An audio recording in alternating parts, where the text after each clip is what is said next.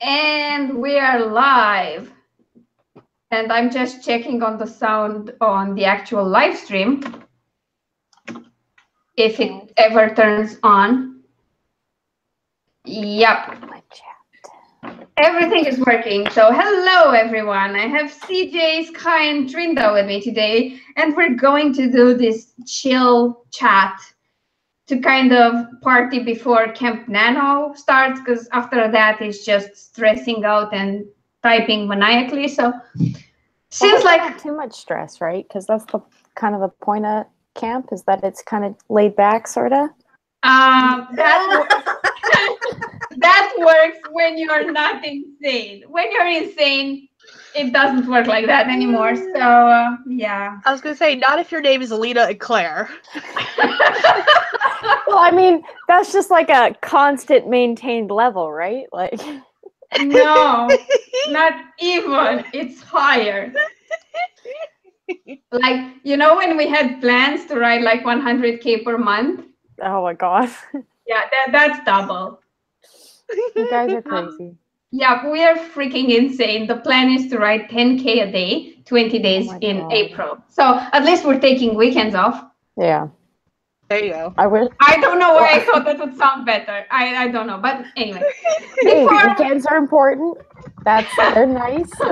Before we get into the craziness, you guys should introduce yourselves because our toolbox is still not working. So that makes me sad. That makes me sad too. Yeah, I know, me too. But what can you do? Let's start with CJ, because she's kind of quiet.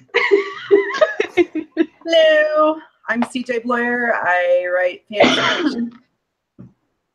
And yeah, that's about it.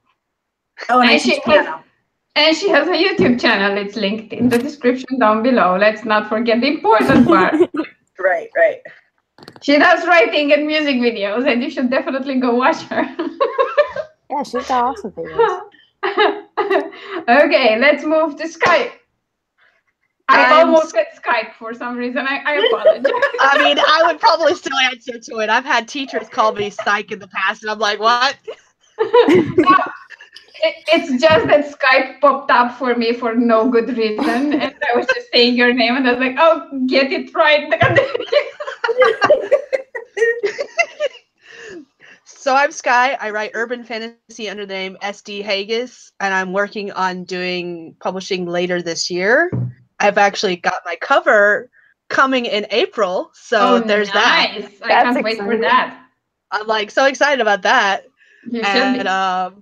And I do videos every once in a blue moon on writing. Lately, everything's been about like day in the life kind of stuff. So that's what I post it all on my YouTube channel. That's a thing. Oh my god. Trinda, take the mic.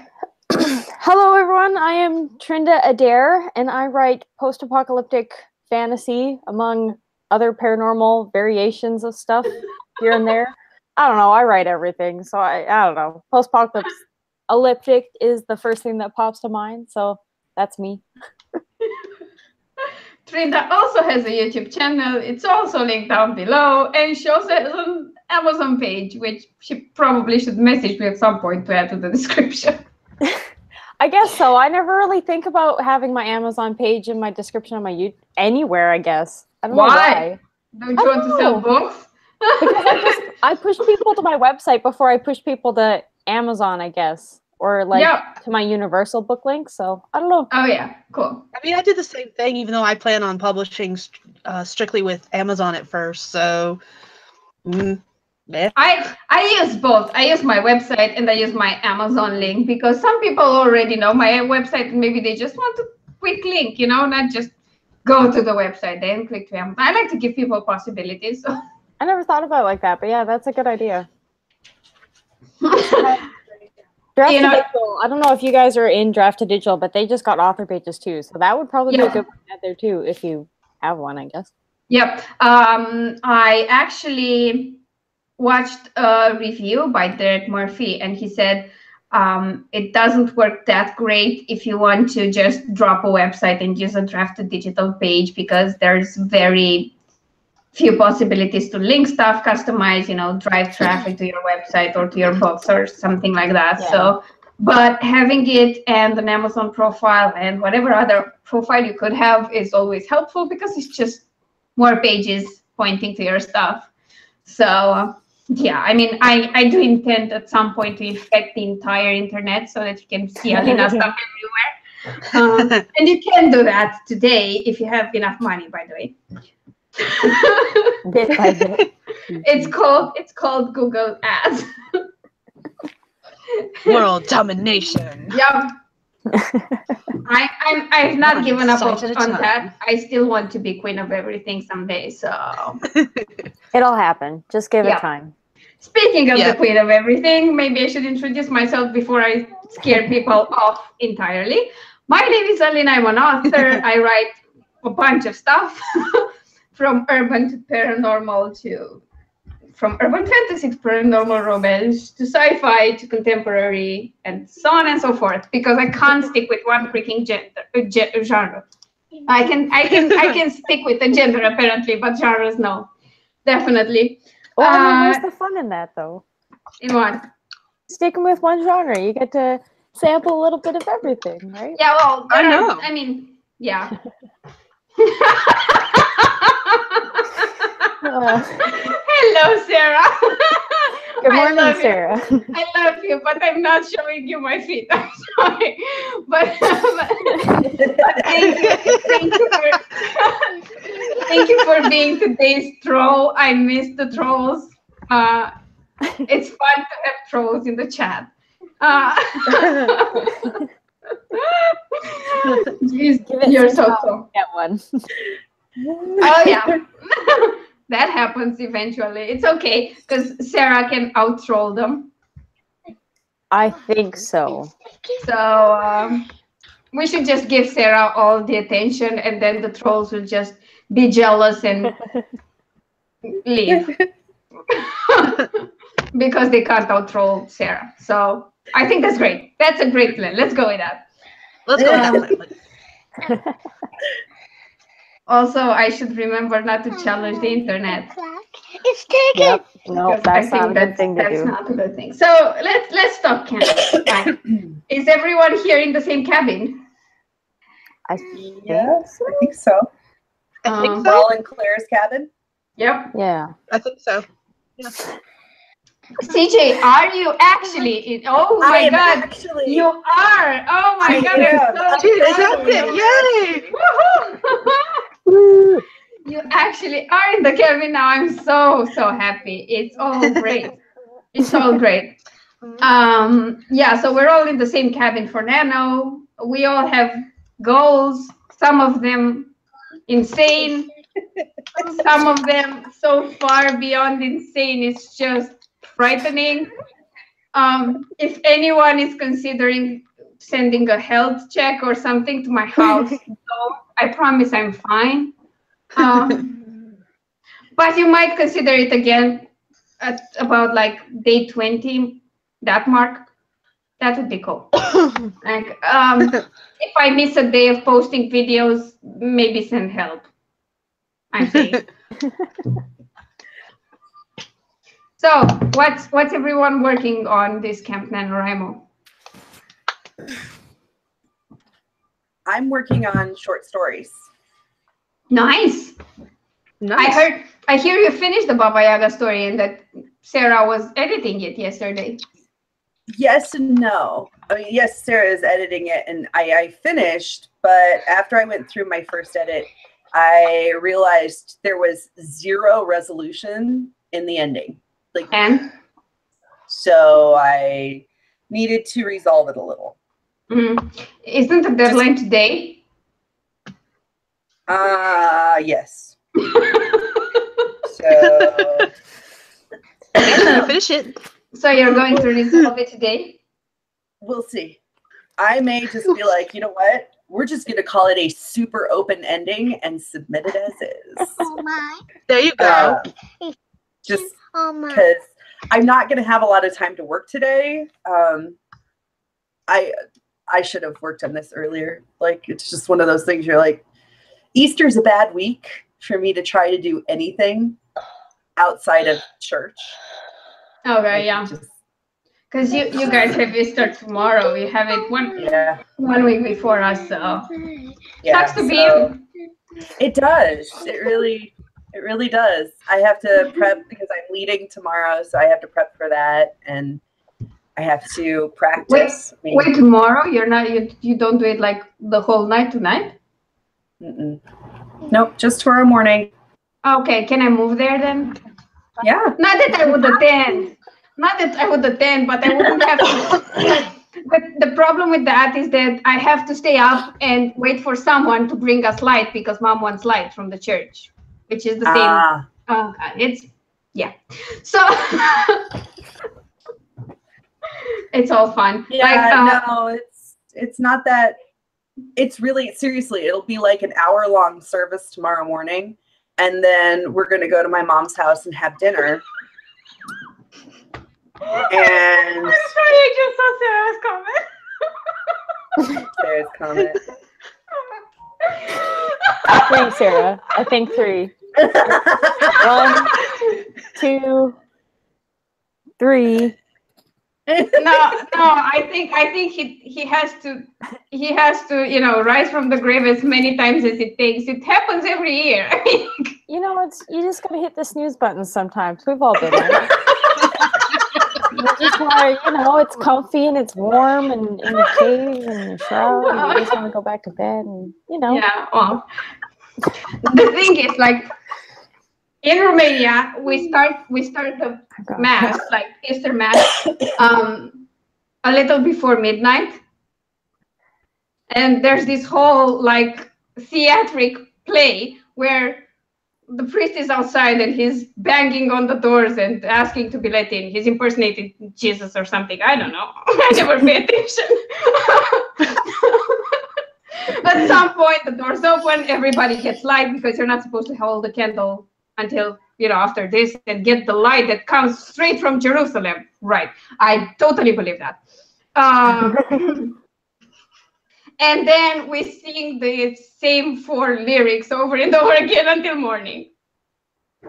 That's pretty much my take on Mass. What are the 4 lyrics? I'm curious. Jesus rose from the dead. Stepping on death, something like that. Wait, let me remember. Oh yeah, defeating death with death.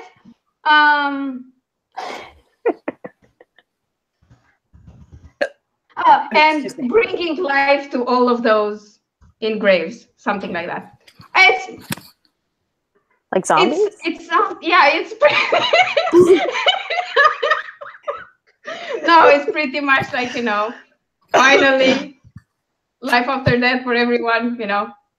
Final judgment, shit like that. It's a metaphor, I assume, but it's the same 4 lyrics, sang in like 2 or 3 different ways throughout the entire mass for like I don't know how many times. It's the church in Romania is Orthodox, right? Yep. Okay, that makes sense. Yep. We're Orthodox here. And then the moment people get home, because we fast, and the moment you get home after all of this thing, of course, not everyone will stick with it until morning. Most of them will wait, get the candles lit, and then go home. But the moment you get home, tradition is you start eating crap you couldn't eat, like eggs and lots of meat and tons of food. Pretty much you start Easter morning feeling sick from all the food you ate, and then you kind of sort yourself out, and then you go to the family lunch where you start eating all over again. And there's a lot of food, and you kept doing that for like days. It's great. Wow. Yeah, we just go to church for an hour. Well, we go on Thursday night. We have what's called Maundy Thursday service. And we go to church Thursday night and do communion, or Eucharist, or whatever you want to call it. And then we don't do anything on Friday and Saturday. We just go about our normal days.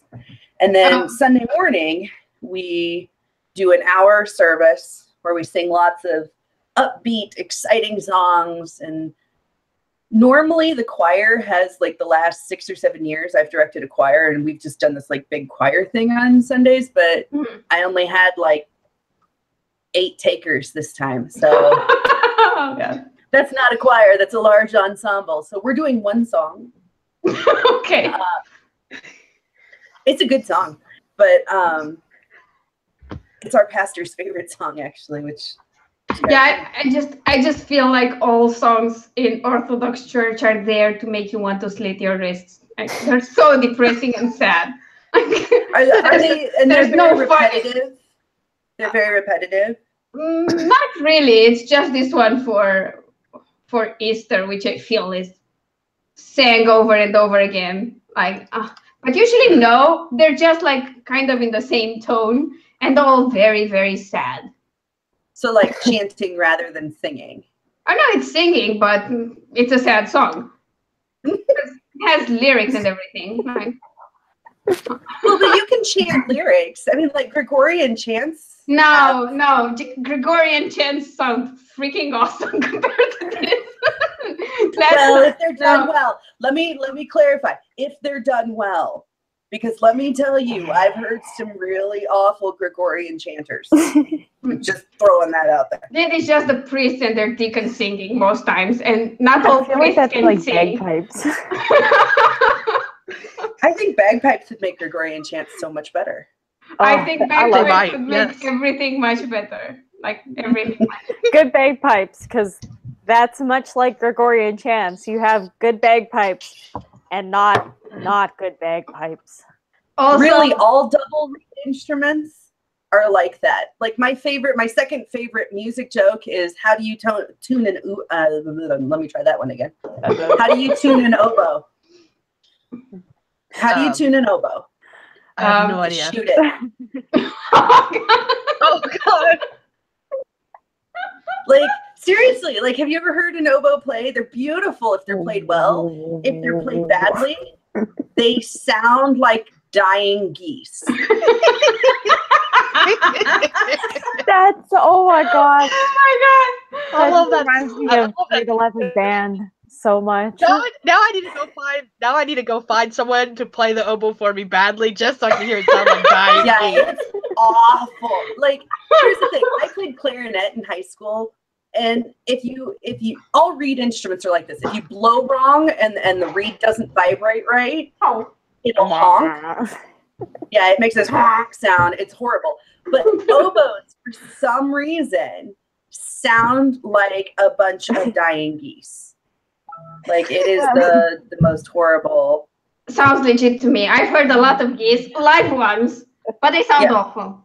I can't imagine how they sound when they're dying. Yeah. I played the trumpet when I was younger. That one is impossible to make sound bad. It's either on or off.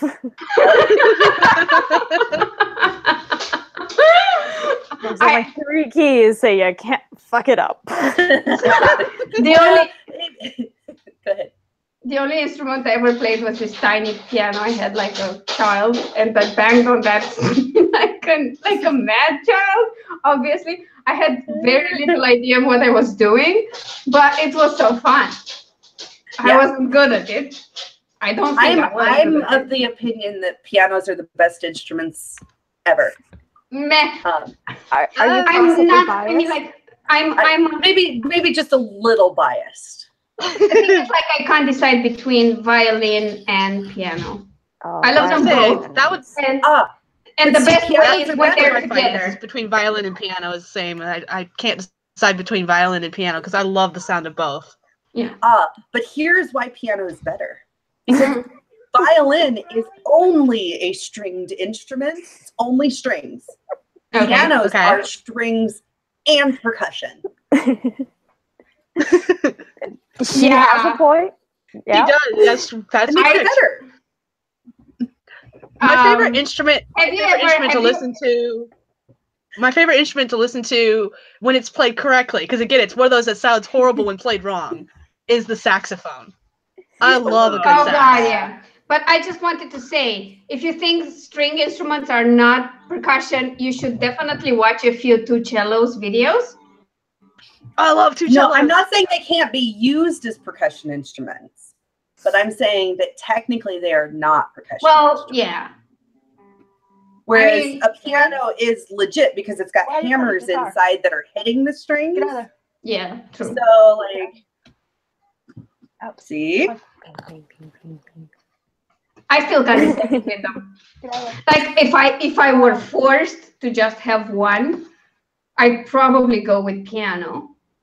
But I'd be sad about it. I will say this. Violins are more easily transportable. Yeah, That who cares is a about very, that? True very story. I saw Very this thing. movie. Like I saw this movie. What's the name of the actor guy who was playing Chopin? I don't remember. It was Chopin and Georges Sand, and she was like on the floor under his piano while he was playing. And I thought that's awesome. I would like to do that. But if that would be kind of good, what would make it perfect would be if next to the piano there was a guy playing the violin. And I could just, take a pillow and lay under the piano, and that's great. Just as long as it's a grand piano, because if you're laying under a spinet or an upright, we've got a problem. Hey, this is my fantasy. Of course, it's a grand piano. What the hell? And I a can't be, full size with the cover open. like, I really can't be cheap in my own dreams. Like, come on. What is this? Oh, by the way, I wanted to ask something. Who are we? Where did we stop? Because we talked about goals and what we're working for Camp Nano, and I think we stopped at CJ, right? Yes, we did, because Okay. CJ got distracted. It's all great. It's all great. Like I said, today is going to be a very chill chat. I just wanted to check the comments pretty quickly. I don't know, Amber, why April Fools is the same day as Easter. It's not in Romania, so there's that, I guess. Okay, and that's about it. By the way, Sarah says you should stop being biased when it comes to violins and pianos. She's just a hater. And Amber agrees with me that two cellos are the bomb. When it comes to violin, my favorite musician for now is David Garrett. I'm sorry. That guy is just amazing. I think that's legit. I don't know if I've heard him. I probably have. I just don't know. My favorite currently is Lindsay Sterling with the violin. No, it's the blonde dude that looks like a freaking angel and sings like one and plays like one. Sorry, that one. Yeah, that dude is just like, oh my god. He played, I don't know who he played, Paganini in the movie, or was it someone else? I can't forget which musician he played in a movie. There was a deal with the devil, something. Anyway, yeah, I could search, IMDb, but why bother, Alina, when you can just talk out of your ass? That's so much more fun. We don't need accuracy, like it's just, that's not a thing. While I'm Googling this, Kai, tell us what you're doing for Nano. Camp Nano? I am working on finishing up my series that I hope to publish later this year. Book 1 is actually ready to go. All I have to do is format it and get the cover and just boom, done. But I have to finish writing and editing book 2 before I send it off to my editor, and I want to get that done in March or April. I wanted to get it done in March, it didn't happen. Okay. And then I want to finish up the 3rd book. So makes perfect sense. By the way, I was right. He played Paganini in a film called The Devil's Violinist. All right. There you go. He looked pretty hot, by the way. He always looks pretty hot. Okay. Next up, Trinda. I'm working on typing, basically, and editing. That's basically all that amounts to, is typing and editing. Write all the words. It's a bunch of short stories, so I guess it sort of counts as that, but it's mostly just like and then going through and editing them. Which is pretty awesome. It's so like it needs to be done, so it's just like, all right, this is what I'm doing for camp. I'm just gonna be a robot for a month. Yeah, the thing is, like, I don't really want to talk about what I'm working on, but I can't chicken out of it. So yeah, you started this. You got to finish it. Yeah, you should have thought of that before you got into this question.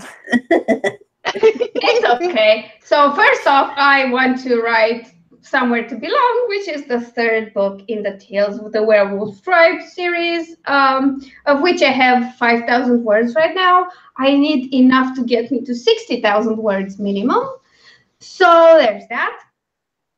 That's what, 55,000? Great. Then I need to write Warriors of Vis, the second book, which is Eagle's story. That will be like 35, 40K. So that's like 95. And then, then I'm supposed to write the third book in the Flyer Chronicles series, which is Flyer Uprising, another 30, 40K. And then if I'm still alive and breathing, I'm going to finish the third book. The third book in the Bad Blood trilogy, of which I still have to write about 30 to 40K. Oh my god. You're insane.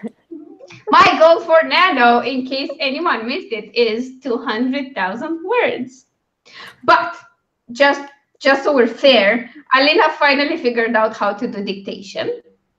And by figure out, I mean I finally took advice smart people gave me, among which Claire. And the tip was to just not use Dragon while you're staring at your Word document, and instead just go record yourself on your phone or something and then transcribe it. And if I can keep up the dictation to its current level, so nothing mentioned about me getting better, I can still get like 3,000 words dictated, transcribed, and edited in an hour, which is like double my average word count per hour. And apparently you improve if you do it more. Yeah. Amber, I'm super glad you can't wait for the third book in the Flare Chronicle series. I hope I'm still alive to write it. But yeah. I mean, it sounds so insane when you think about it in terms of, oh my God, 200,000 words in a month. And then when you think about how long it would take with dictation, it would be like 3-4 hours a day, which is what I normally write in a day, like 3-4 hours. That's my time allotted in a day. Well, when I write, we're not counting March. March does not exist. I filmed my goals video today. It was February just the other day, right? That's how that works. Yeah, exactly. We went from February 28th to April 1st. Yeah. That's how it. There we go. We did have March 23rd though. Okay, there was one day in March. Because I got a little older on that day, so I have to count that. No, we're not counting it, and you didn't get older. You're a year younger. Oh, congratulations. That works too. That works too. I can deal with that. By the way, remember, guys, I was planning on doing live Q&A on my birthday, which is in like a few days.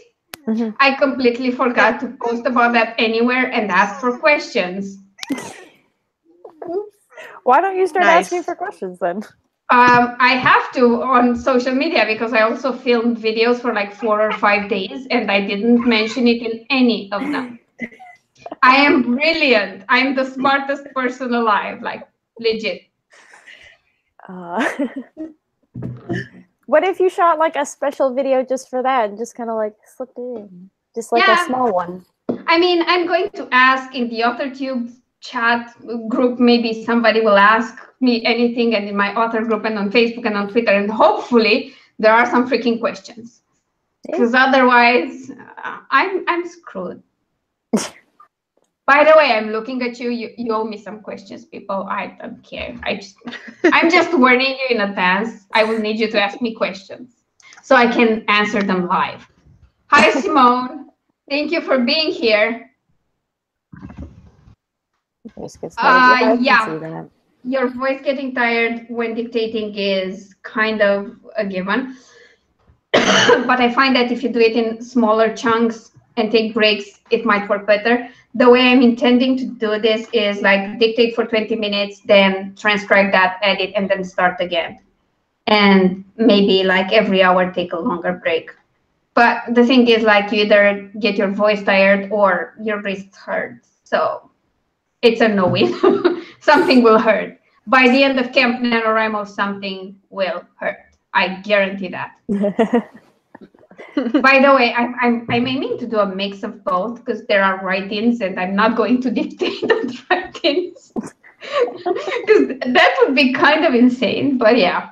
I mean, you could. You just mute yourself and then just like face a wall. I Pace pace. your room. I kind of Pace pace when office. I do it, so yeah.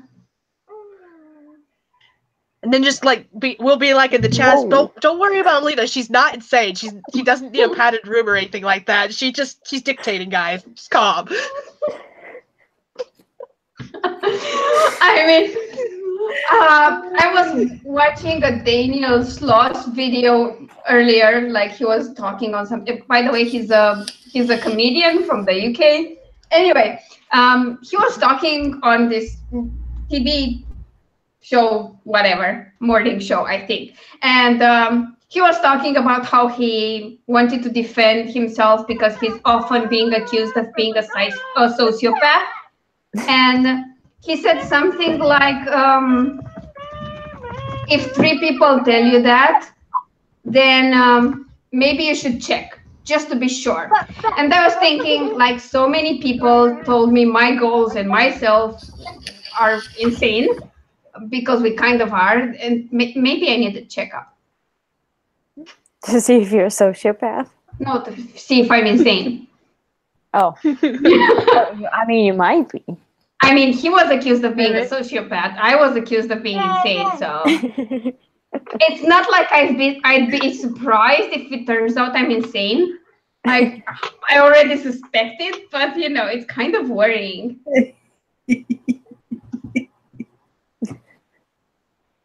Yeah. How insane are you really, though, if you're worried about being insane? Because insane people aren't worried about being insane, right? I don't know, but when you know, it depends on the insane person. Yeah, exactly. Because I mean, if you tell yourself every 5 minutes, it's okay, I'm okay, it's going to be okay, maybe you're not okay. What if you're just like having a nervous breakdown? Yeah, exactly. That's possible. I mean, I watch Claire's videos when she's like, it's okay, I'm okay, everything's going to be okay, and she's so chilled, and on the inside I'm dying because I know it's going to get worse for us. Because I don't know, like, I mean, it's nice to have other people around who are as crazy as you are, because you feel less alone, you know. If anybody tells me I'm crazy, I'm like, Claire's crazy too, huh? You know. But the point is, I feel that sometimes we just feed off each other's craziness, and our goals keep devolving into worse and worse and worse. So I'm worried. I feel your like goals are good right like where they are. Just don't add to them. Yeah. And you'll be good. I feel like you guys keep challenging each other and increasing your goals every month when you guys do your Descent into Madness videos. Because I watch them going, they're just egging each other on and making it worse for each other.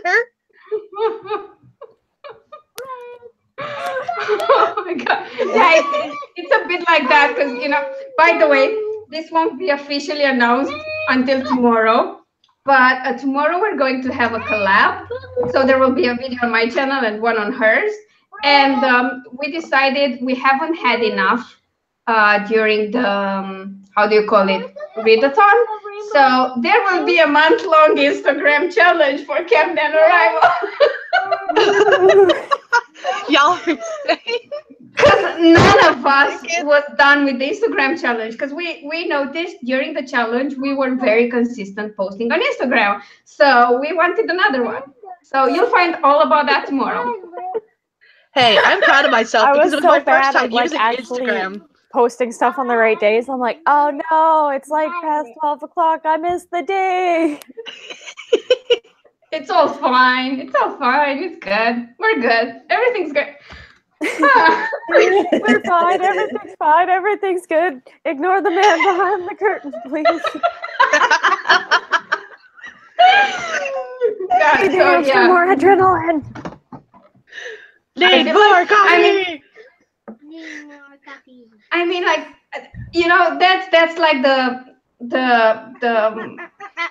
risk in us being so close in how our goals are, because I feel like it's encouraging each other, which is great, and it's knowing you're not the only crazy one, which is great. But then maybe we're secretly super competitive and we keep trying to up each other. I don't know. think it's a secret. No, I don't know. But I don't feel like I'm competing with her. I mean, I don't feel like that at all. But I think like if she does great, I want to do great too because it's inspiring. And I think that's more dangerous than competitiveness, because competitiveness is something you should work on. But when you're inspired by other people, oh, that's fine. Just do it. You know, it's a difference of perception, and I'm totally worried. Yeah, at the rate you two are going, maybe you should be. Bye, Sarah. We'll see you later. Because, like, seriously, I mean, That just is. it's like insane a bit. But I love it. I love every second of it. Because I think it's like, you know, when they say you should be careful what you wish for. And I never pay attention to that because fuck it. Yeah. Well, I wished to be in a group of authors with kind of similar interests and goals and write with them all the time. And I got that. And now, now, did you see my goal? Like, I mean, did you actually see it? I wanted to be inspired to be the best I can be. And now I'm like, maybe something was wrong in my plan. I think your stomach was just bigger than your. Wait, no. What's the saying? Your eyes are bigger than your stomach. Yeah. All right, I almost had that backwards. Yeah, there you go. Words. We're writers. Actually, that's actually one phrase that's almost identical in Romanian.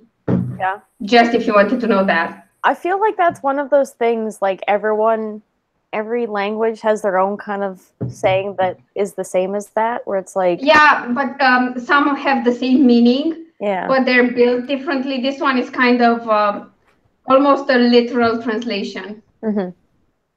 Because it's exactly, you have bigger eyes than your stomach, or your eyes are bigger than your stomach. It's both variants. So that's really close, which is rare. More than you can chew. Yeah. That one is not a Romanian saying. I think I want to say that's an American saying. Yep. That sounds about Canada's right. weird because we've got a whole bunch of mush everywhere. You know, there's just sayings and you've got no idea where they come from sometimes.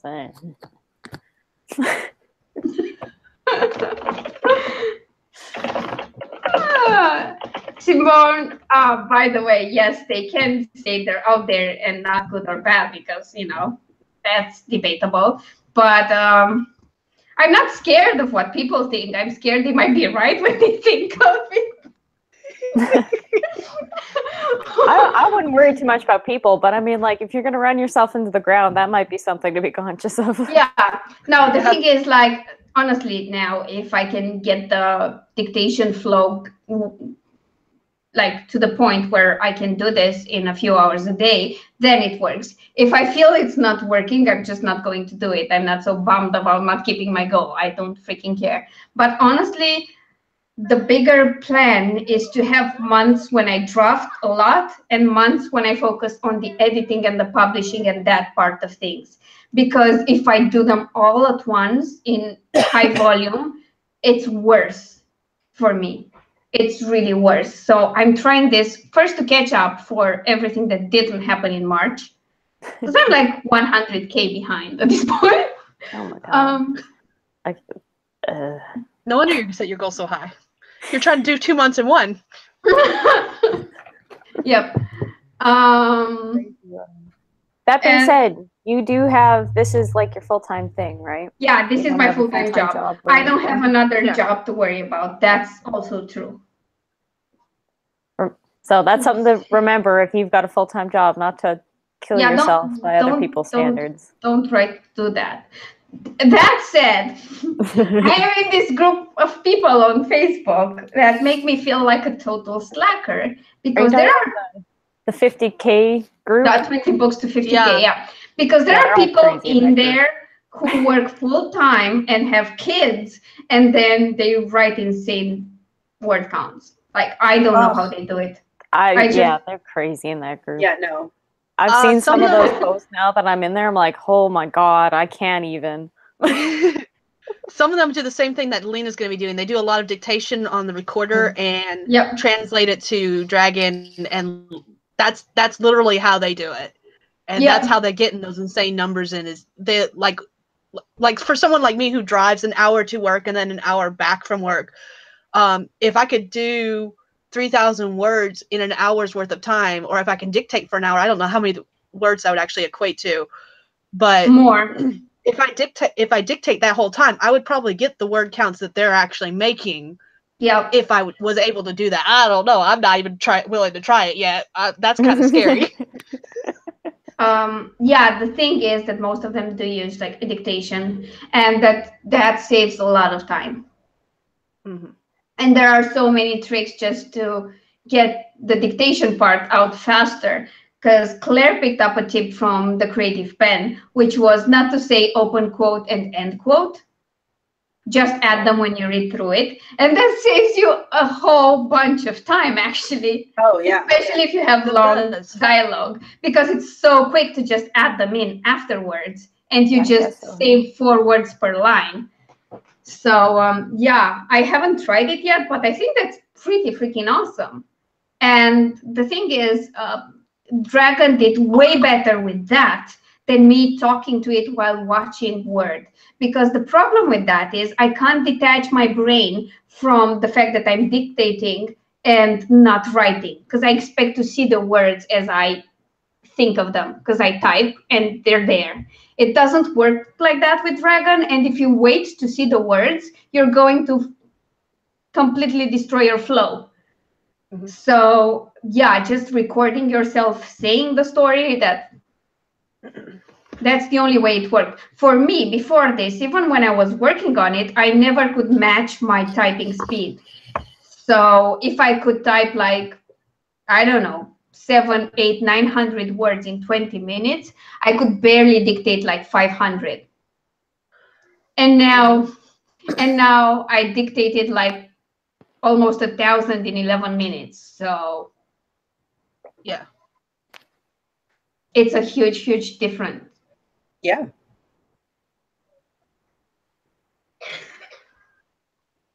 The only Buddhism I'm interested in is Zen Buddhism, and that's because I believe all Zen masters were trolls, and I love trolls. I'm not even kidding. Have you heard any of the Buddhist stories? Like the Zen Buddhism ones? Like they're insane, man. Yeah.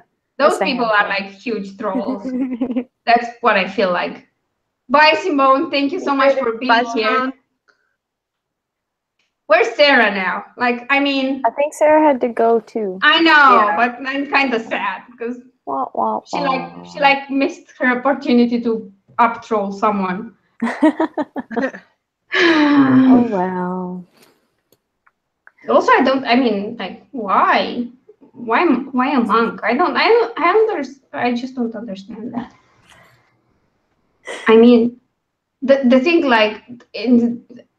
I couldn't do was like those long periods of silence. I would go insane. Like, I need to talk to people. I mean, there. Well, and like there are monk classes, not classes. That's D&D. It sounds so weird to put it like that. I mean, I'm okay with the monk classes in D&D. All right, we're gonna call them monk classes. There are monk classes like you have what's called the Benedictine order in Christianity, but like under the Benedictine order, you have different types of Benedictines. So like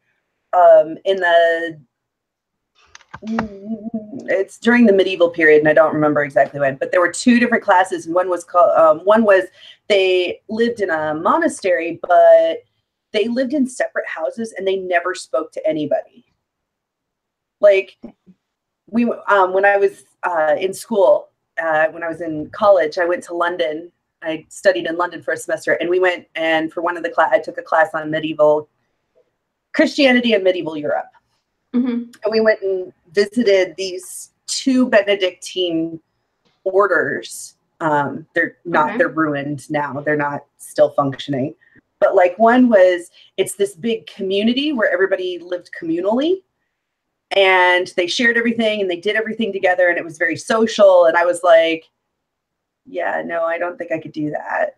But then the other one was you lived in your own little house and you never saw or spoke to another person ever. Jesus. Like they even had these, like they had lay people who would like cook and stuff for them because they didn't, I don't know, cook for themselves, I guess. But they would deliver food and other things through this like L-shaped thing at the front of the house. So they would stick it in on one side, and then the monk would reach in from this side and grab it this way. So they would never see another person. Why? Never. It was supposed to be like a reflective thing. Like if you saw another person, you would stop reflecting or something. I don't know. But there should be a timeline on that because that's what's now qualified as torture. Right? Solitary confinement is not acceptable. I mean, I understand. I've heard it was back then, apparently. I've heard of retreats a lot more things were acceptable back then. Yeah, I know. I've heard of retreats where you're on your own for a week and you're supposed to think and meditate pretty much. But that's a week, not a lifetime. That's just torture. I think all of them had like secret escape hatches in their houses. I'm pretty sure they had. Like by the third monk, they figured out how to dig a hole. I will say they did have that one. They did have like basically running water, like running toilets. Yeah. Because it was at the bottom of a hill and there was a spring at the top of the hill, and they dug these channels underneath their privies. Okay. And the spring water would come down and you could still go and see the channels where it like, so like, you could either do something like that, or you could live with a bunch of people and have to share the ugliness. Everything. Yeah. I mean, like, people go to be hermits, right? That's like self-imposed exile, sort of. Solitary. And I think that's what this was. This was more because it was a very, very small community. It wasn't like a bunch of people. It was like, I think at the height, there was like maybe 35, 40 people living there total. Mm-hmm. Okay. That never spoke to any of you. never spoke to anybody. I have some of my friends are like that. They're like, no, just I'm gonna go to the bush and disappear. It's like, okay, bye. Whatever. Value in that for me. I find some value in a lot of alone time. Yeah, but not forever. Not forever, yeah.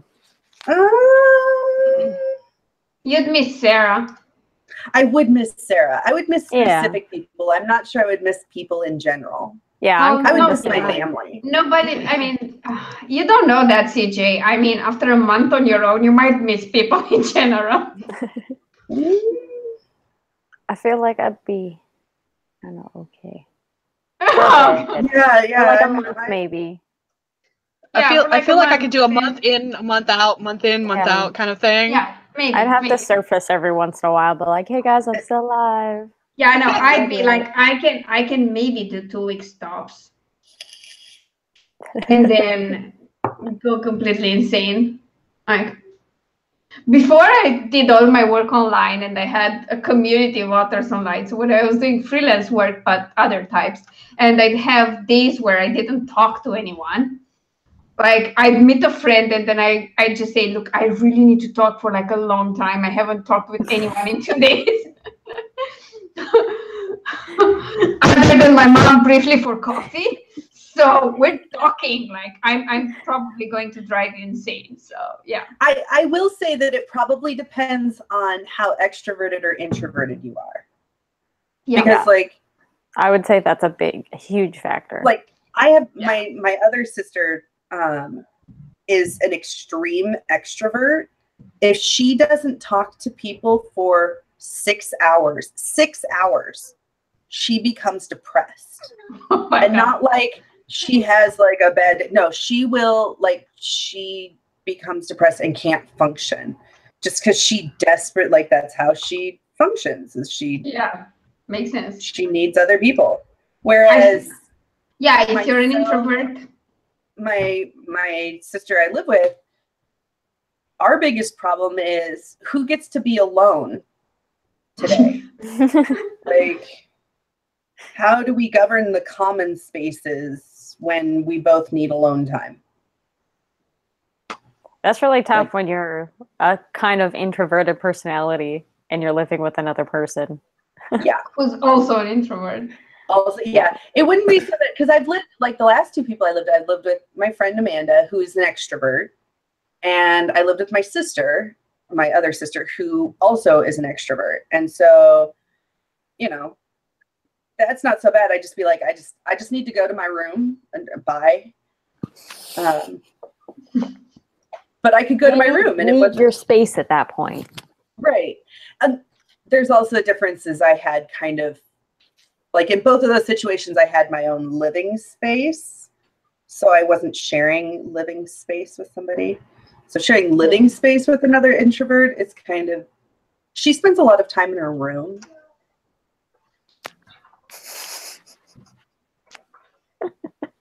She's probably watching and be like, I can hear everything you're saying about me.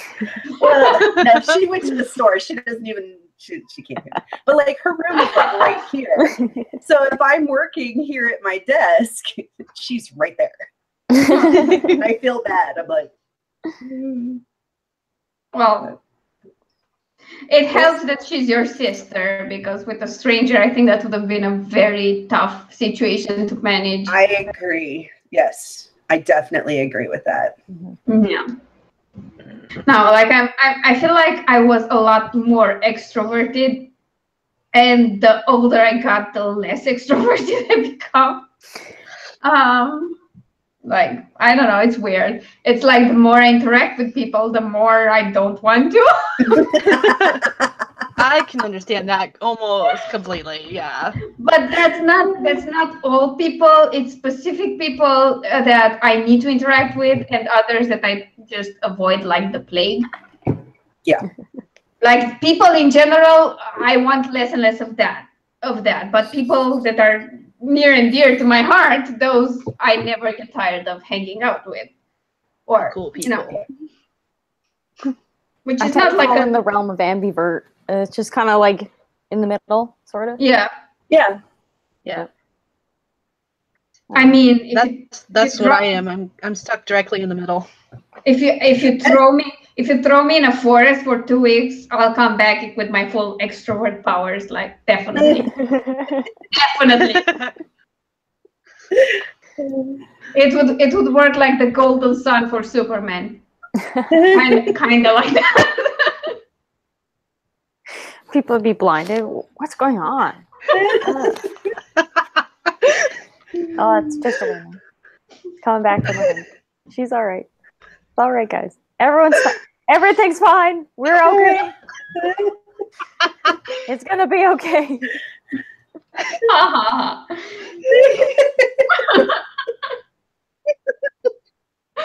When I decided we're going to have a party today, I didn't understand you were going to, laugh at me all the time. Isn't that what we do at a party? Like Laughing with you, Alina. We're laughing with you. Yeah, sure. Yeah, sure. I mean, it's the craziness. It's like spreading. It's just seeping into all of our being Oh God. Oh and God. turning us crazy too. I apologize for that, sort of. Because I mean, being insane is fun. So that part about it being fun stops me from being fully sorry and regretful. Camp's gonna be fun. I'm looking forward to it. Oh God, camp is I am going to be too. insane. Yes. By the way, I filmed a bunch of videos today so that I can edit them and have some for next week. Because in the middle of all this crap, if you've noticed, my bed changed position. So I'm already moving stuff around and I will need to paint this. So this all happens during Nano, because why not? I filmed a bunch of videos and some of them were in the author's answer series. And it was like really tricky questions, like how do you portray different cultures in your writing? And I was just, I feel like they all got rambly because I was trying so hard to be, you know, true to my opinions and not offend anyone. Because I was trying to talk about needing to be real about what you're writing. And I was giving my high school years as an example, where there was one black kid in the entire school. So, yeah, not very diverse. Yeah, obviously. in the middle of Romania. Yeah, I had the one black friend. Like, you know how people say, "Hey, I'm not a racist because I have one black friend." It's not that I didn't want to have more; there were none. That was it.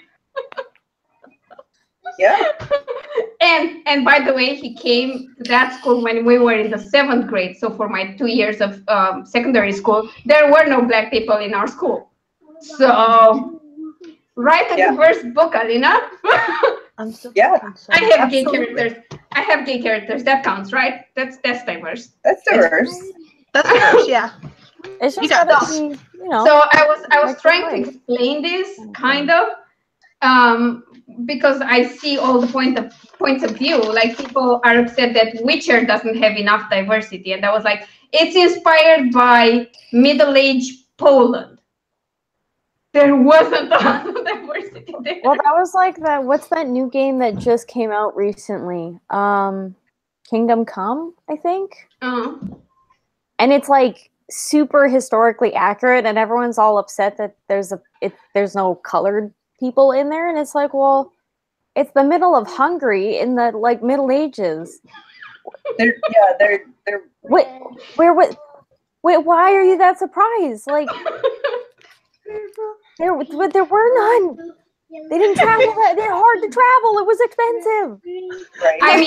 I mean, if you wrote a medieval story in Romania and you wanted to include POCs, you'd be better off not doing it. Because the only POCs we saw were the Ottomans when they were storming in to kill us. Yeah, and that's not really a positive reflection. No. Also, the Tartar tribes, which did kind of the same, only in more cruel ways. I think every area's got their kind of thing, and people kind of forget that when they're reading from a perspective that has certain stereotypes, because every culture kind of has their own stereotypes, and you've got to remember it from the point of view of that culture, I guess would be the best way to put it. Bye, Amber. I only see now that you're going to Amber. Yeah, that's kind of important. So I was trying to express this in a video, and also try not to sound like an asshole. And I got rambling because I'm always worried. I'm always worried I, upset someone without wanting to, and I take extra care and things like that. Yeah, no, that stuff's always tricky to do because, like, everyone on the internet's gonna get butt hurt eventually. So I mean, yeah. I mean, bother. Just be nice about it and try to do your best, I guess. Yeah, because my perspective is kind of different from anyone else's in a bigger country. Because I come from a small country. Like everyone who came here wanted to murder us and steal some stuff. And I'm not talking recent history. I'm talking back to ancient Greece. Like Yeah, everybody like did that. And if we're talking cultural appropriation or representation, like the only time I saw a Romanian character portrayed on Criminal Minds, for example, it was this gang of people who stole brides for their sons when they were like 6 or 7. And I they were remember talking, that. yep, they were speaking Romanian. It was like, oh, look, that and Dracula. And in theory, I should be upset. In reality, I don't give a fuck because all that coverage meant a booming Dracula-themed tourism in Romania. And more people know where we are on the map. So, but of course, that's a small country perspective. And, you know, being portrayed like bad people on TV is way better than having 3 different empires coming to kill you. You know? Yes, in the grand scheme of things, it's definitely better. Yeah. But my solution to that was to write Romanian characters and use my Romanian name on my books. Yeah. Because that was the main point why I didn't use a pen name. well, it kind of goes back to that whole thing of write what you know, kind of, right? Yeah, but I don't necessarily write. I mean, I did write some Romanian characters, but I mean, I write fantasy and stuff. Yeah, but like you write from like a Romanian sort of perspective, right? For a Romanian kind of person with a background. Sometimes, in yeah. Someone with, I definitely have a different perspective on things. But I think that's the beauty of it. And I remember like this year, I saw 2 different animations from Japan. One was completely unrelated, but there was Romanian folk music playing at some point. And I was like, oh my God, did you hear that? I know that song. And we were super, I mean, it was folk songs from all over Europe in that production. It was Hungary and Romania and many other places. And then there was a new installment in the Fate universe, another anime, which was which was located in Romania. Cool. I had a blast with that, especially because the name didn't sound Romanian at all. And they created this town called Trifas. That's not Romanian. And apparently from Trifas, they went to Sighișoara. And the cool part about this was that both places were Sighișoara, because they used drawings from Sighișoara for both of them, just different areas. That's kind of neat. And of course, there was Vlad the Impaler as a servant, and he turns into a mindless vampire at some point. Before that, he was just impaling people. Right. I had so much fun watching that. Like, so much fun. Like, can't even explain. So I was like, look, here's where we stopped for lunch, and I took pictures. And this is not freaking Trifas, this is freaking Sighișoara. That's awesome. And they were like, oh, they went to Sighișoara, and my boyfriend was like, yeah, they just went right on the street and they ended up in Sighișoara. And that's how they did it. Like, yep. So yeah, I think there are different perspectives, and mine is definitely one that should be added to the mix. And the thing is, like, I've seen art influence other artists from very different places, and I think it's beautiful what it ends up being. I mean, oh, I think so. It's kind of like taking inspiration from everything as you go along, right? Yeah, everything should give you a little bit of inspiration. And I had to think about it because, I mean, Shiki is Japanese. And I mean, of all the cultures you are going to include, the Japanese are kind of the chillest. Yeah. Because people went to ask, aren't you upset about the Ghost in the Shell? And they were like, oh my God, no, that is so cool. You like geisha culture? That's so awesome. Yeah. Because they take pride in their culture. But I was thinking, what the hell am I doing? Well, I'm going to be as nice as I can about it. And I used real life inspiration for Shiki. So if anyone comes to me and says, well, your character is a cliche because he's Japanese and he likes anime and makeup, and I'm like, look at God, look at him. Just go look at him. There are shows of him playing video games on TV. Don't tell me it's not possible. It's exactly my character, so I don't care. But yeah, that's how I went about it. So why are we talking about this? Because Alina was trying to say she's being nice for Camp Nano, and she filmed a bunch of videos. Ooh, bring it back around. Yeah, no, because I catch myself. I catch myself. Yeah, I catch myself talking, and then I was like, "How did I get here? And why isn't anybody stopping me?" I wasn't even sure how we got there either. It's like, oh, well, I'm just going Rabbit holes. I mean, it is a party, and that happens at the party because people just break off in little groups. And if you just go around and hear all the conversations, you're like, what parallel universe did I fall into? Am I even at the same party? Like, what is wrong here? Of course, parties these days might be different. I haven't been to one in a while. I don't know. I don't know that I parties, so I don't. I go to functions anymore. I'm not sure I was much of a party person to begin with. Wait. No.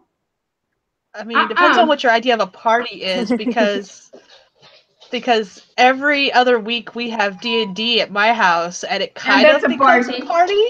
Yeah. much. And if we count everyone who's in my house, we have an unexpected party because there's always 13 people at least. And we have a halfling, so we've got ourselves a hobbit.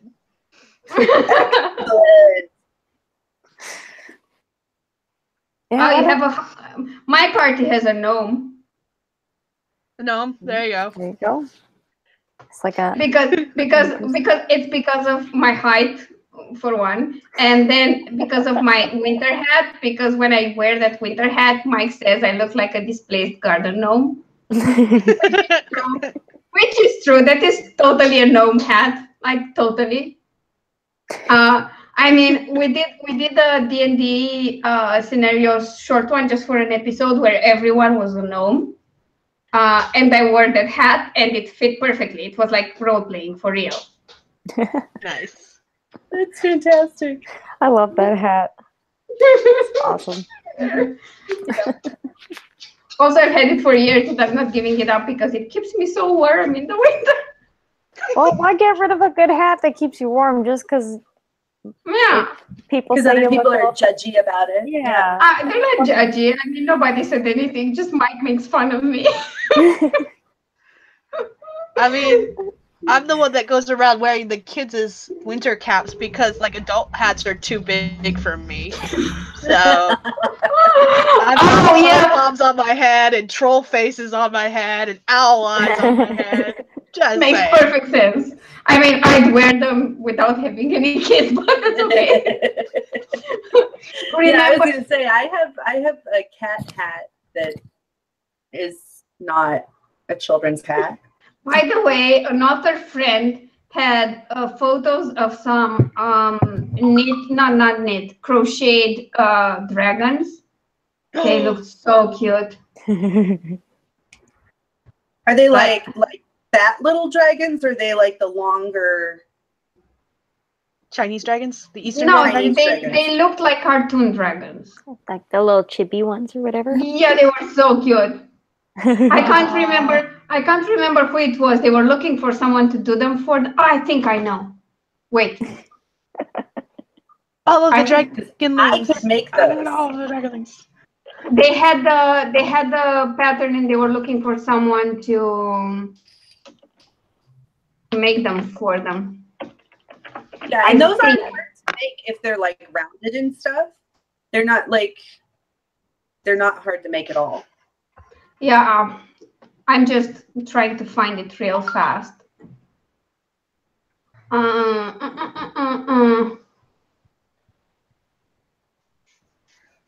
But yeah, it was so cute, and I thought of you, and I wanted to tag you, but then I was like, nah, I'm not going to make you help this person you don't know.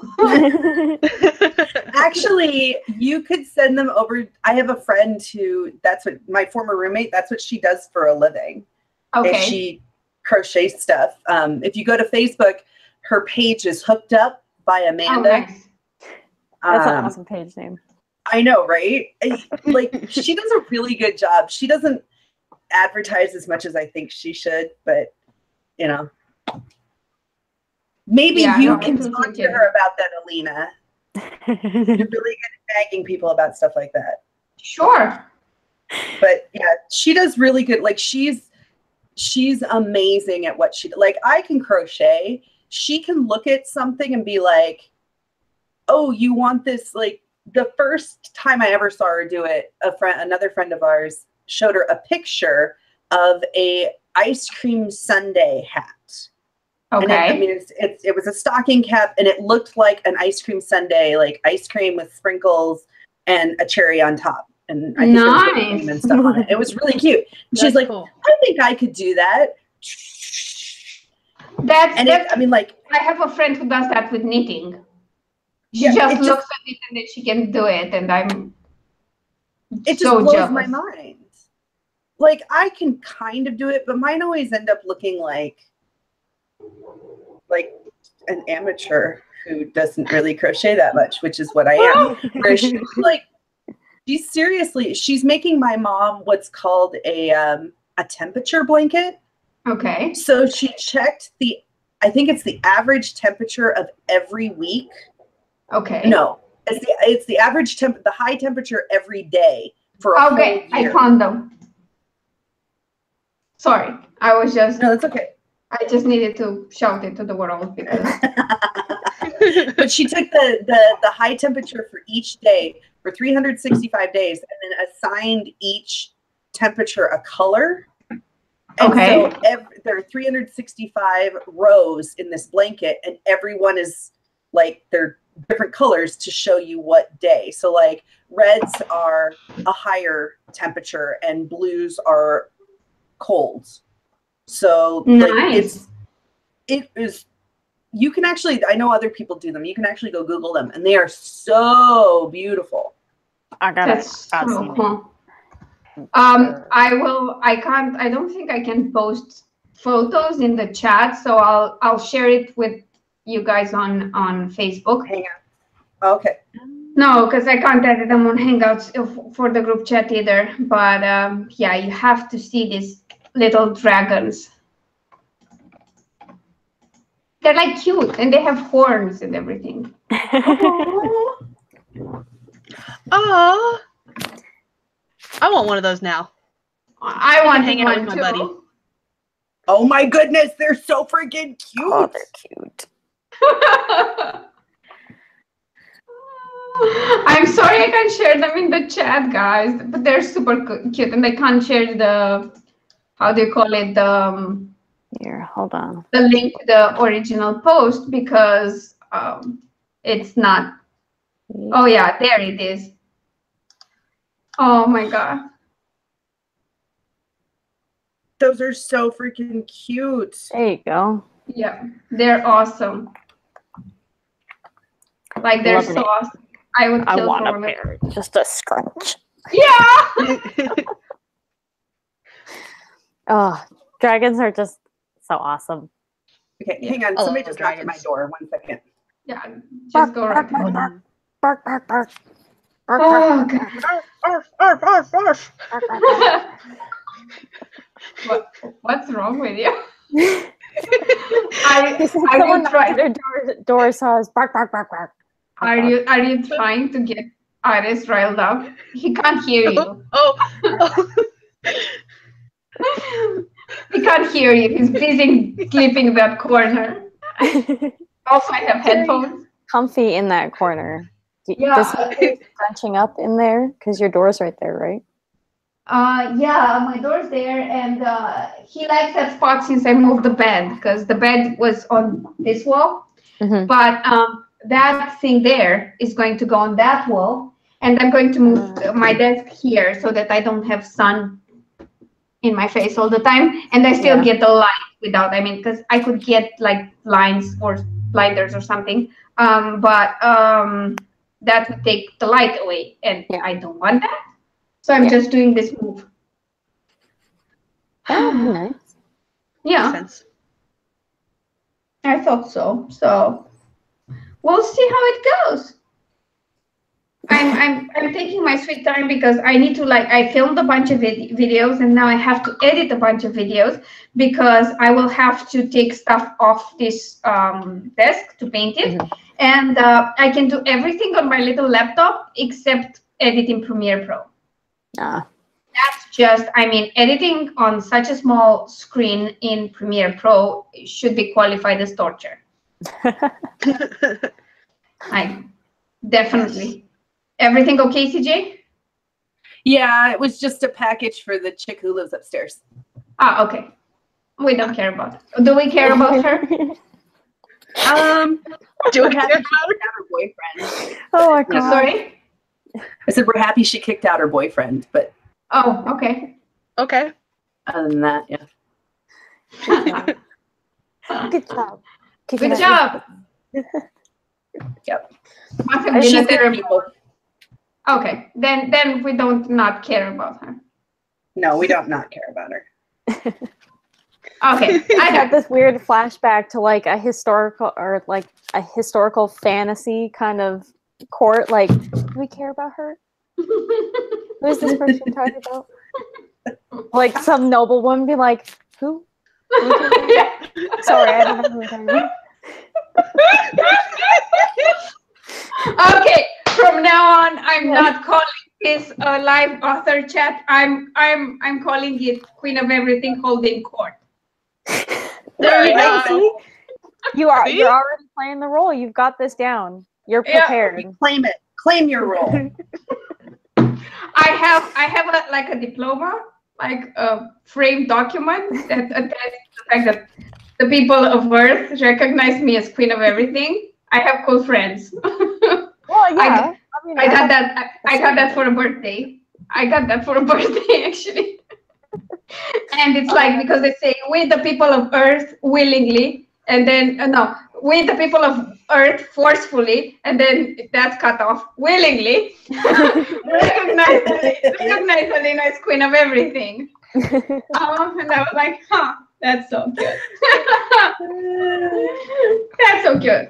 And the funniest part of this, it started with a sort of a veiled insult my friend Adi threw at me in a fight. We were contradicting each other on something, and he was like, yes, you're right. You're the Queen of Everything. And I was like, I like the sound of that. I'm going to take it. I'm going to become the Queen of Everything. And every time he hears me say that, he goes like, oh my God, what have I done? I've created a monster! Yeah. He still insists he's higher in the hierarchy than me because he's a god. And I said, Queen of Everything includes Queen of Gods, man. I think so. It also includes. I would say so, yeah. It also includes Queen of Stupid. Let's not forget that.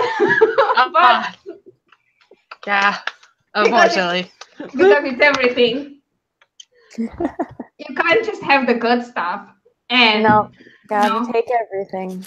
Yeah, it's all or nothing, people. All or nothing. Part of the job. Sometimes you gotta stand up and do things you don't want to. Mm-hmm. Are you guys looking forward to this streams turning into write-ins starting next week? Yes. Yeah. Yeah. I really like doing that. writing. Being said, I have a request for like non-nano months. Can we do like at least one write-in a month? Yeah, I was sure. just thinking that. Yeah, that would be really. Sure. Because I feel like I get more done when we do the write-in live streams, even during non-nano months, than I do like Yeah. any other time. Sure, of course we can do it. Yeah, no, I think that's a really would be good idea. Give us something to kind of be accountable for every month at least. Something small. Yeah. You don't have an I'll get some excuse writing done, even if that's it. Yeah, sure. I Hey, can keep something's it. better than nothing, right? Yeah, we can decide on 1 week. It can't be the first or the last week because there's never a guarantee that those weeks include a Saturday. Right. True. So we go with the second or third week of every month and have a write-in. Yeah. Well, Instead chat of Yeah, I like it. That so would be awesome. Sure. we can chat in between and stuff, so it's not like Yeah. just us writing. It's a silent stream. Yeah, because we did that before. Like we were writing for 20 minutes and then chatting for 10. Yeah. Yeah, that I think that was a really good. I find that's a really good pace for me. Yeah, me too. It's the best pace. I've tried 15 and 25, and 20 with 10 works best for me.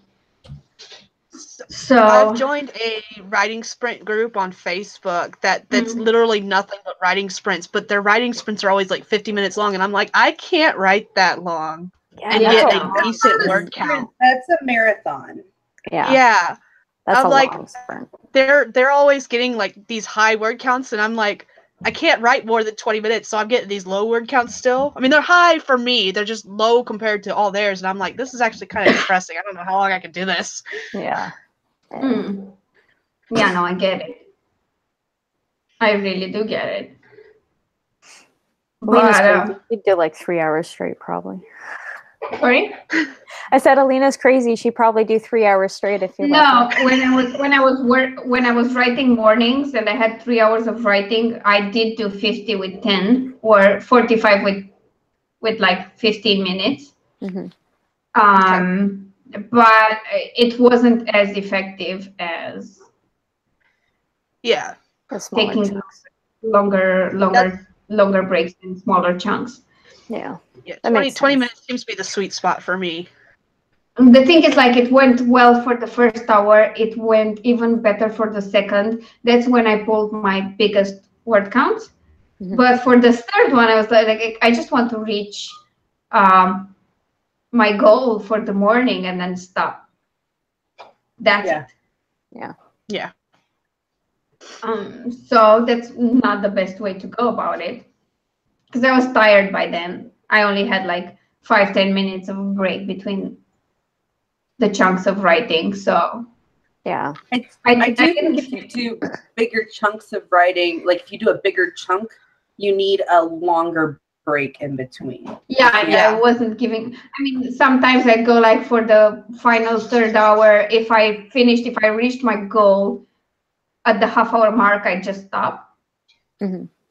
Oh. So that's not the best use of my time. I mean, in the end, it was the same as doing 2010 chunks. So because I was trying to write 5,000 words a day, and I had 3 hours in the morning and 1 in the afternoon. So I'd be at about like 3,000 words, 3,000 and change after the first 2 hours. And for the third one, I just wanted to reach 4,000, and then I stopped, which is a bit counterproductive. Yeah, well, that's when you're tired, right? Yeah, because when I do 20-minute sprints consistently, I can still write like 1,500 or 1,300 per hour. So when you add that up, it gets to the same point, only I don't feel as tired. Yeah. And with dictation, I feel that time kind of flies. So yeah, I can definitely see that. When you're talking and you're not really looking at it, because you're not really looking at a screen when you're usually doing it, right? So I just pace. Keeping track of time. Yeah, and the thing is that on the first try, I stopped after 4 minutes and a half. The second time I stopped after 7 minutes, sorry, and it felt shorter than the first one. So you can get sucked into it, and it goes fast. And Yeah. the fact that like, sorry, go ahead. no, I was just I was trying gonna say, I think that like anything else, the more you practice, the easier it gets. Like I have times where, like when I'm practicing piano, if I haven't practiced in a long time, 20 minutes of practice feels like forever. But if I practice consistently and I do, you know, I could practice for 2 hours and not feel a be thing. like, whoa, where did that 2 hours go? Yeah. Oh, that's how I felt reading for the readathon. It's like, oh God, I do not read enough. I'm such a slow reader, and this is taking me so long. It's like, yeah, I got through a book in a bit. Woohoo! It's still good. I mean, the point was to read as much as we could, and the book and a half in a week is not bad. It's not great either. I used to be such a fast reader, and now it's like I have no time to read. It feels like, which is bad because you should be making time to read, and I just yeah. don't. I just try to read before bed every night, and I kind of do that. And sometimes I don't get a lot read, but at least I'm reading. My goal for this month, like for April, is to read 4 books, and that's knowing that 2 of them are already started. So that's not bad. But the thing is that in March, I read quite a lot, like a lot. I think I had 11 before the readathon. Wow. Because That's it was the only thing I was doing when I was depressed and didn't feel like doing anything. So, I guess. Yeah. Maybe that's I didn't stay in bed a lot. I guess that's my problem. I just put reading off. Good. I make use of audiobooks because I read at night before I go to bed, but I have to limit myself. Like I have an alarm that I cannot read past a certain point. Otherwise I'll read till 3 a.m. and then I will hate myself the next day. yeah. It's like a book hangover. It is. Oh my goodness. And it's horrible. But audiobooks allow me to listen to books while I'm driving. Yeah. So I get probably, on a day when I work, I get 40, 60, 80. I get a little over an hour of reading just in the car. Yeah. I use them both. I use them when I go shopping for groceries. I use them when I go with Ares on our long walks. And when I walk around town to run errands, I listen to audiobooks. That's what I do. Yeah. I should give them another shot. I'm not a huge fan of listening to fiction audiobooks because I feel like I don't retain the information. Like I don't retain the story the same way. I'm a diehard paper fan. I'm a horrible person. Yeah, that's the thing. And eco-friendly, except for all of the trees I want printed words on. Yeah. And it's just that I want to like audiobooks, but they just don't stick in my mind. And I feel like it'd be really good when I'm programming because you're just programming and it's logical and your brain can still sort of wander a little bit, or at least mine can. Maybe I'm weird. Yeah. No, I understand that. To be able to listen to them if I could pay attention, maybe. I don't know. I can when I'm like walking or doing something that's, like painting my nails or I don't know what. And just doing really basic stuff. Like, I don't know, posting something in a group, I can do that and listen to an audiobook. But when it's something that kind of demands my attention, like editing or stuff like that, I can't. No, I would never try editing and listen to a book. I feel like I just inject that book into my writing subconsciously. I just ignore it. I also think it depends on the reader, the narrator who reads the book. Yeah. Because I have listened to books where the narrator consistently mispronounces a word. Oh. Yes. God. The worst. Or their voice is so dull and has no inflection, and all you want to do is be like, oh my God, I want to beat this person with my computer. Like this is not acceptable. You're reading a book. It's a fiction book. You should be, you know. You're a narrator. That's the whole point. Right, Make right. it interesting. Make it interesting. Come on. Even the Not that hard. nonfiction books I've listened to have had some kind of inflection in the voice. Like you can put emphasis on some things even in nonfiction. Please do it for fiction. Right. The exciting I will part is say- the exciting.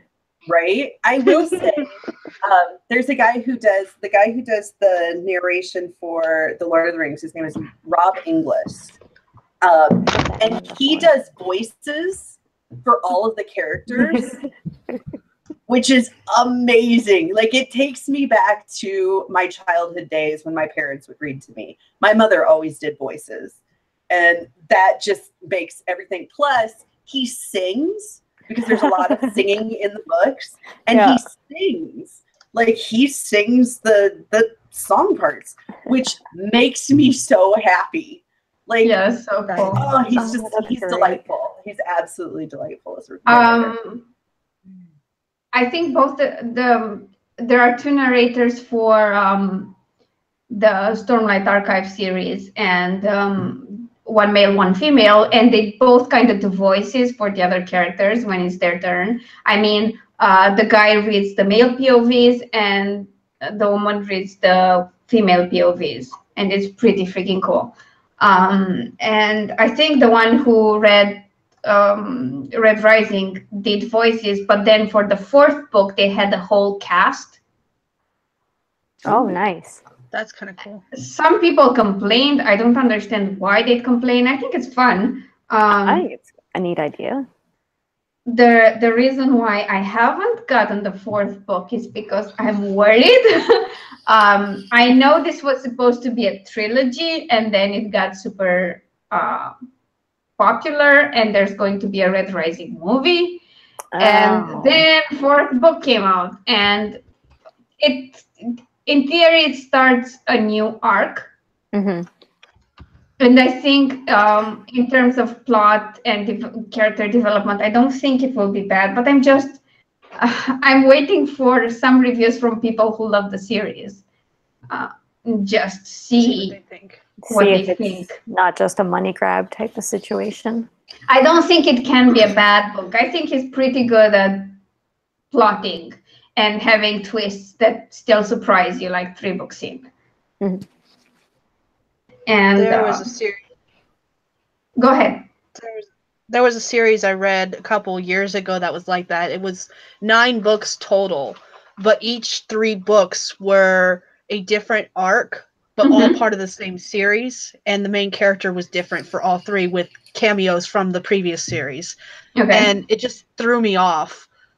Like, I liked it, but it was hard to consider them part of the same series. I was like, this is a completely different series. There's different things happening. Why are we calling it the same series? Just because it's in the same world does not mean it has to be the same series. Yeah. I don't mind that when there are different arcs clearly marked as such. I mean, not all series follow the serial thing where each book leads to the next and so on. There are series of standalone, so that would be just a series of standalone arcs to me. Yeah. I feel like So- it's how you execute it. Yeah, it just threw me out because I was expecting I think it bothered me more because I read the first 3 really quickly. I love the character. And then the 4th book suddenly changed and it wasn't the same character. And I was like, wait, what? Yeah. What happened? I feel like if you're setting up your reader for a certain expectation, like 3 books in, you probably shouldn't swap to a different storyline. Like, you should have it balanced throughout those 3 books already. So then by the time you get to that 4th book, it's not like, whoa, why am I here?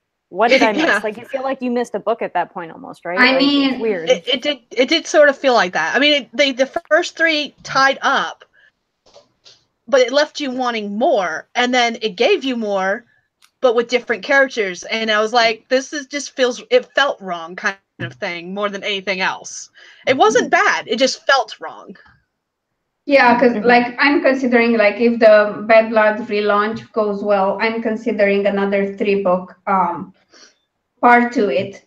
I think I'd I'd still call it Bad Blood, but I might signal the fact that it focuses on a different character through the covers and the different style of titles. But it is a character that's been there for the first 3 books. Yeah. And when the 4th book starts, there is a tie-in between the series. So, but you're also, with your series, you're also bringing a character that's already in the books. I think the other thing was the fact that this was a completely brand new character that was introduced. Okay. In this particular, again, same world, but a different set of characters.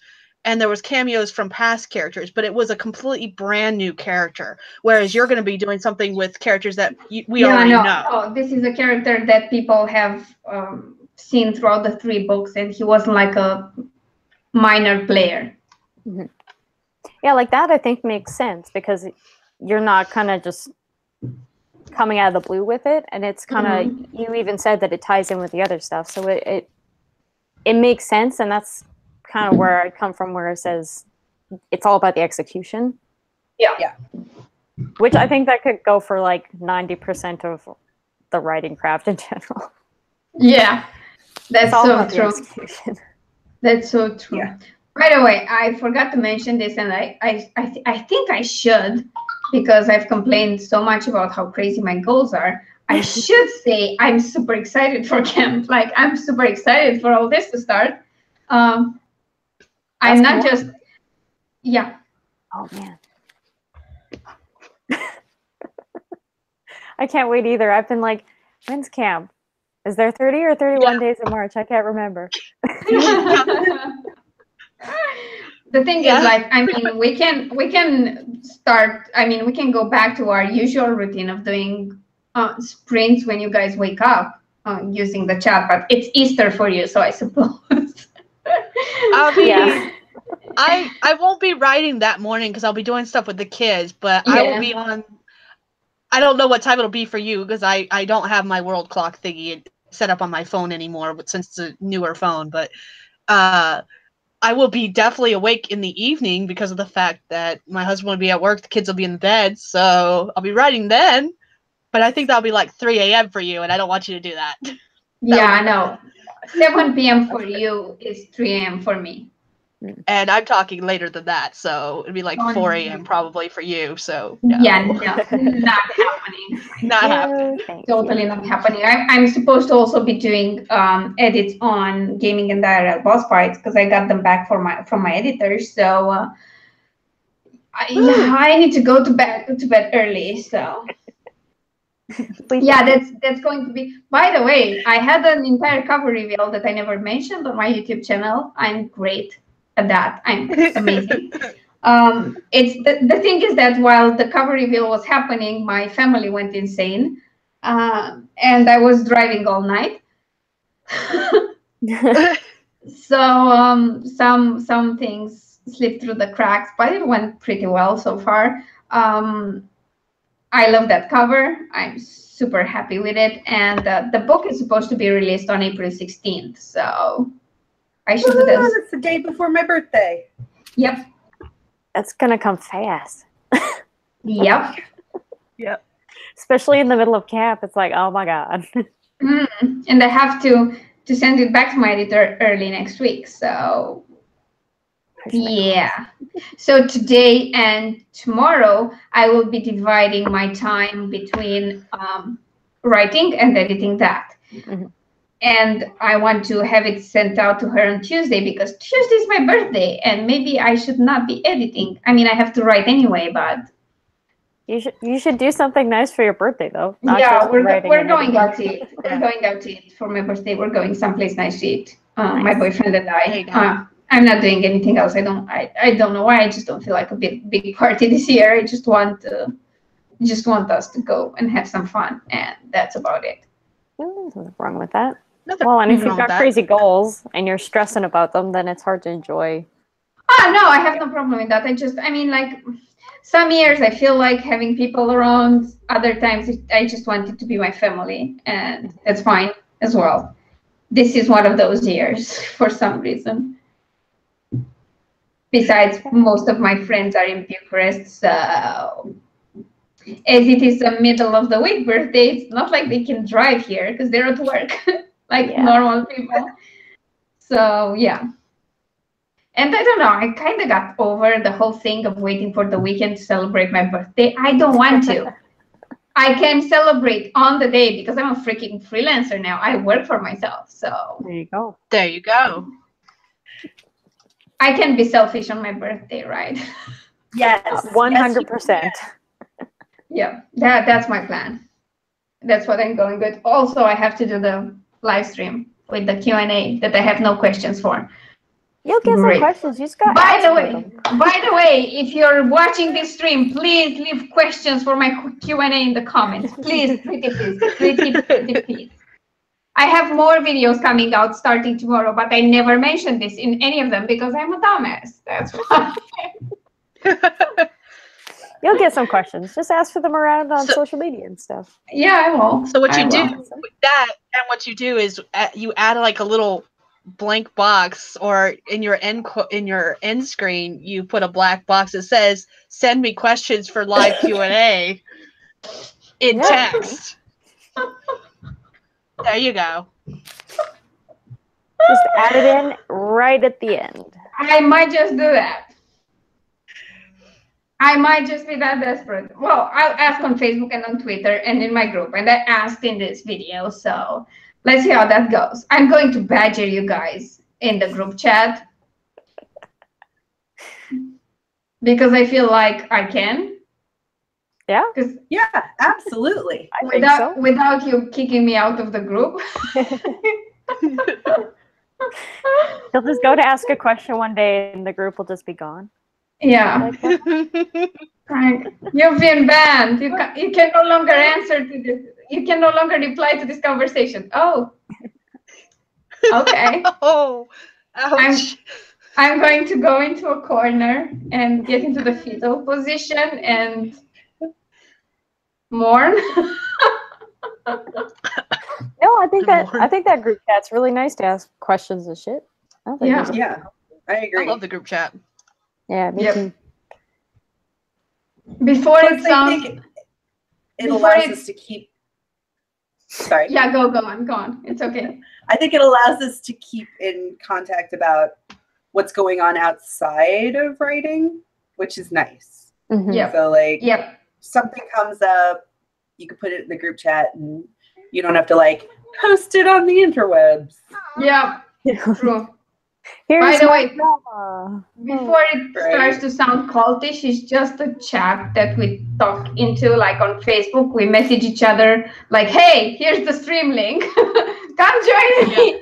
Or, "What are you up to today? Are we writing?" Yeah. We don't ask much about the writing part, though. No, we will now that camp is starting, because in November we were all over that chat with our writing. So yeah, that's kind of where the chat originated. I think was just we were doing sprints for Nano, which was pretty freaking awesome. Yeah, it's a good way to get lots of stuff done. By the way, CJ, is Cassie doing camp? No, she is in the middle of working on her paperwork for ordination. Okay. I don't know if I told you guys this. So she's going to become a pastor. No, you didn't. But so she's going to so she has to, in order to become ordained, she has to present basically a series of theses, theological theses, before a committee. And then she has to defend them. And so that's kicking into high gear right now. So she is writing. She's just writing something else. Yeah, and it's for this. It's not for necessarily publication to the masses. It's really for this very specific thing. So she that's kind of her focus right now. Yeah, I get that. So it's highly entertaining to me, just because what she feels is important theologically is not necessarily what the panel has asked for. Oh, nice. She's like, I don't care. Should be interesting. Well, if she can hold her argument, I mean. Oh, absolutely. It's just Right, the process of her figuring out.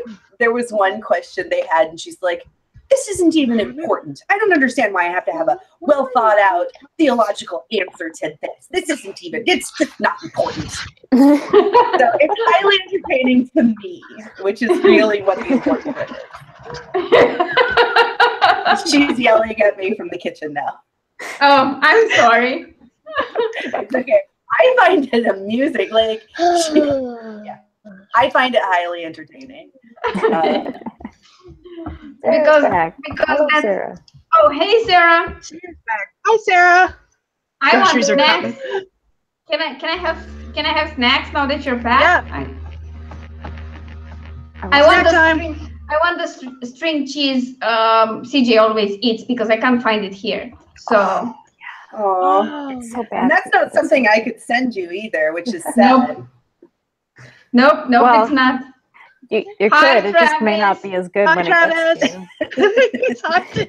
Yeah. Yeah, no, don't send me cheese. Hi, Travis.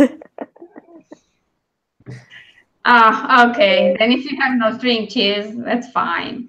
I'm fine. Everything's going to be fine without the cheese. I found, oh, speaking of cheese, I'm super happy because I found some Dutch cheese that's good and another one, but it's imported from Holland. Oh, it's And just imported from Holland. yep, and the thing is that other than that, it has 0 sugars, which is very rare. And Wow, it's kind of yeah. and it's kind of low on carbohydrates in general and high on protein. So I'm super happy that I found that because I can't have a lot of cheese. It's not, I mean, the one that doesn't have a lot of carbohydrates is the really processed one, which kind of doesn't go that well with my gallbladder. Mm-hmm. But I can have little bits of it, and I eat a bit of that which has no sugars because I don't understand why they put sugar in freaking everything. It's depressing. Cheese does have sugar in it. It has lactose in it. Yeah. So it does have a kind of sugar in it.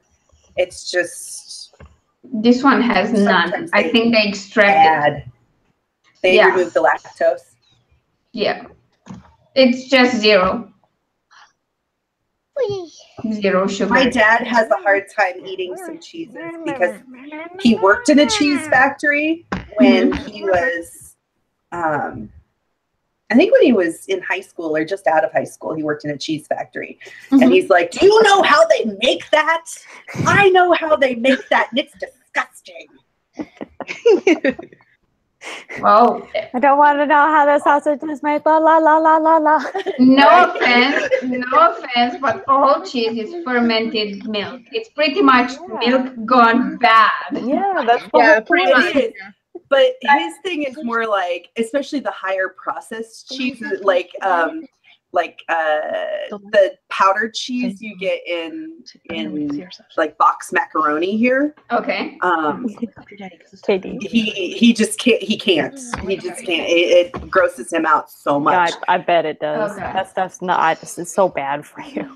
Oh, and it's so disgusting. It's so bad. Yeah. But Unless you're like, so good when you're having a bad day. yes, it is. You know, it's not bad. You can actually dress it up pretty good with like garlic and other like spices and stuff. Mhm. So it's not, but it's still really bad for you. Yeah. Yep.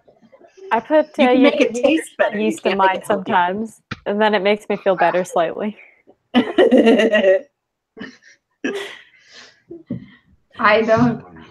I mean, like, some things are just too good to care that they're bad for me. Yeah. Like, Sometimes ignorance is bliss.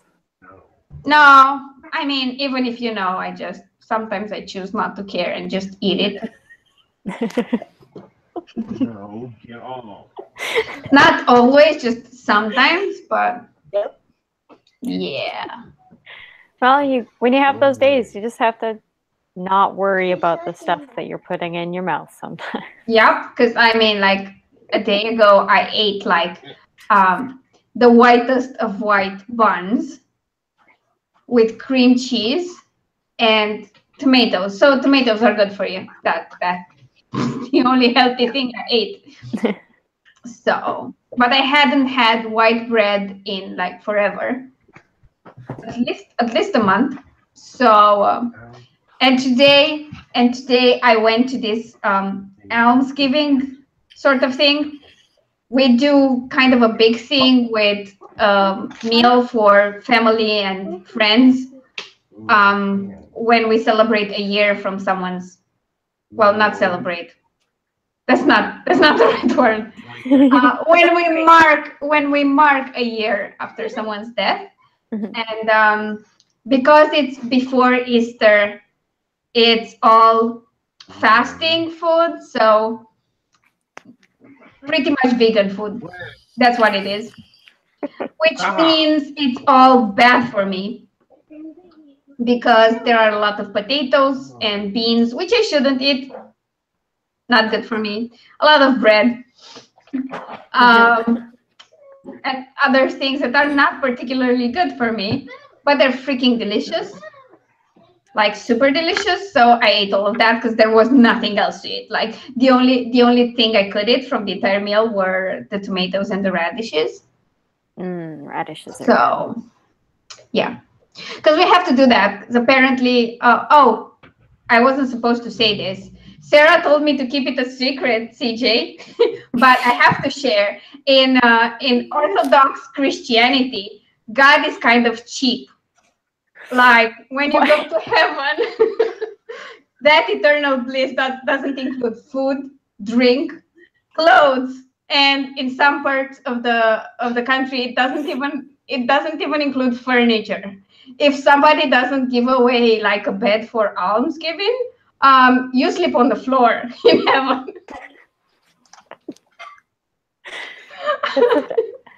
It's interesting. And it's like if almsgiving is not observed, you're starving in the afterlife. That's what happens. If your family is too distracted by life in general and doesn't give alms, you're going to starve in heaven. That's how orthodoxy works.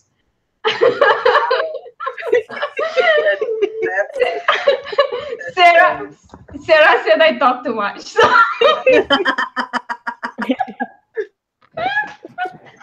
I'm sorry, Sarah. I just couldn't.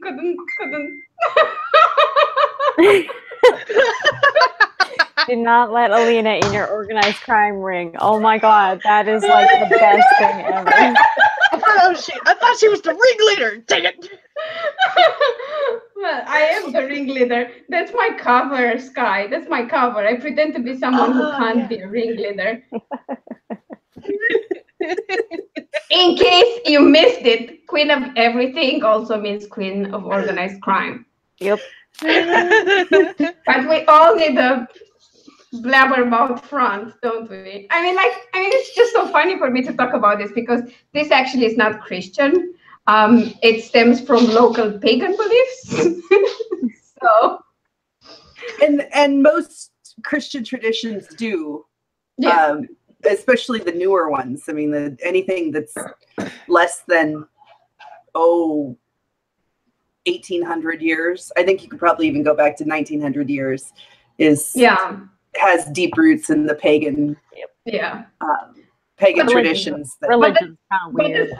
But the thing I find the funniest is that it's supposedly, heaven. You couldn't be happier, yet they can't bother to provide you with food. Also, why do you still need food? Why? I'd like to point out, and this is probably, if there are Christians who are very traditional watching this, I don't believe we've insulted you at any point. That's not intentional. But I don't believe we live in heaven after death. Dun, dun, I don't believe we go to heaven. I don't think that's how that works. Which one of them? Because there's two. In Christianity, it's particularly in Protestant Christianity, there's a huge emphasis on going to heaven when you die. Mm-hmm. And I don't believe that's what happens. I don't see that in the text. It's a No, because that's why Jesus has to come back again to judge everyone. If he hasn't judged you, how do you go to hell? well, and that's a whole nother thing I have issues with. There's a British theologian whose name is N.T. Wright, who is one of my favorite people ever, mostly because he has absolutely no patience with people who use trite like words or phrases like ask Jesus into your heart or going to heaven when you die. And he has zero patience with that. He's like, you're just being stupid. And I don't think he says it like that because he's British, but oh yeah, they're way too passive aggressive for that. Yeah, but I've been reading a lot of his books lately, and he's very methodical and he's very like thorough, and he often says things like, if you're not reading, like he talks about the canon, the biblical canon, if you're not reading Maccabees, you're not getting the whole picture. And people are like, I don't even know what that is. Like, he's delightful. But yeah, I agree with him on a lot. I don't agree with him on everything, but I feel his pain in the trite phraseology that particularly here in the States tends to be a big part of the Protestant. It can get kind of weird. It really can. Like the phrases outside of churches. Like those little one-offs, those are like, they can get weird. Yeah. They can get weird. Very, very weird. And have no, like, some of them I'm like, where did you even get that? Like, how, what? That's a big jump that okay. Yeah. Like my go-to when people try to use something, in the Bible with its literal meaning, I have a link to a video by a guy who's a linguist who pretty much explains that most of the translations are wrong. Anyway, like starting from Genesis. It's so like translations are so weird like that because they're biased by default. Yeah, but these ones sound intentionally biased because they left out a lot from the original, which original, by the way, is pretty much guesswork because we all remember they only had a string of consonants. So yeah, if you want to be literal about it, depends on what you're talking about, like what portions of the Bible you're talking about. Because like the Old Testament was written predominantly in Hebrew. Yeah. So that's completely, and when you move to the New Testament, you've got Greek and Aramaic, which again, very, very different structurally. So there are a couple of translations that aren't as bad, and usually they're the ones that have a lot of footnotes. That say this can also mean, and then it'll explain, and this can also mean, or the extended version of this word is within this context. My favorite, and I think my dad is the one who says this, but he's like, and this goes a lot to like literal translations, like people who are take the Bible very literally. They use what are called proof texts. So they take a verse or a portion of a verse or a portion of a chapter, and they take it out of context, and it's called a proof text. So they take it out of context to prove their point. And he's like, a proof text without context is pretext for a post text. That's a good one. That's a good one. I love that. Yeah. Oh, that's really good. I had some Jehovah's Witnesses visiting me for a while, like a year ago. And I opened the door and I said, yeah, okay, we can talk, but I'm not interested. Why? I write gay romance and I pro-gay rights. And they were like, oh. And they were trying to talk to me. And I brought up like Moses and the numbers part of things. And I was like, why did God need slaves and cows? And why was Moses' nephew or whatever it was the one who minded God's portion of slaves and cows? I mean, that seems like favoritism for me. And they were like, oh, we have to investigate that.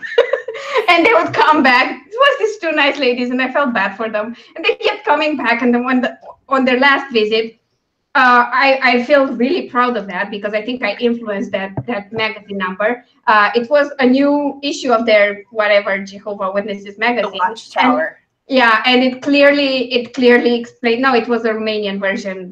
Whatever. Oh, okay. It wasn't the international one because it has to be like steeped into the Right. local culture, and it pretty much explained why being gay is not okay and God hates you, basically. And I was like, okay, thank you. They never came back after. I was like, okay, point made. Like, it's fine. It's fine. I mean, I told you from the start, but if you wanted to come like 6 times and talk to me, I think they found it interesting. I mean, or maybe they went back and complained about me and they said, well, this is what you're going to have to put up with. So go forth and persevere. I don't understand. But they haven't visited me in like a year. So I think they gave up on my soul. They were like, nope, she's done. No, we're not even going to try anymore. Yeah. I really want Jehovah's Witnesses just to visit me. I want to have like my copy of H.P. Lovecraft's Necronomicon by the door and be like, would they ask me if I've heard of our Lord and Savior? I'll be like, have you heard of our Lord of Death and Destruction? And just reply to their question with a question. Yeah. Like, Tulu will they don't visit you. my neighborhood. That makes me sad. They don't visit my neighborhood. I would have so much fun with it if they would just come by. It's like I was just trying to be nice because I can't be mean to people and just close the door in their faces. But I think in the end they regretted me not shutting the door on them. Like, oops. We when we got home Thursday after church, they had stuck a pamphlet in our door, but we were at church, so Yeah, that's a great time to visit people when they're worshiping at their other church. Like, yeah. My Makes perfect sister sense. talks about, Cassie, was it a Jehovah's Witness who accosted you at? Yeah. She talks about there was she was on like at her car about to leave for church, and the lady's like, can I talk to you? Like pulled up her car behind where Cassie was parked and was like, I'd like to talk to you. My sister's like, I'm late for church. Can you please move?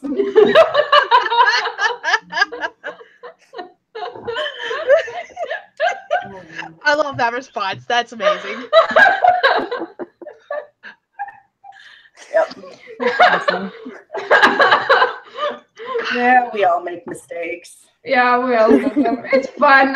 I mean, like, I think the most I enjoy about this group that we're in, and I told Sarah that, I told that both of you, I find it fascinating that you're best friends. And I know, right? The part that I love most about this group is that we can actually disagree on things and still be friends.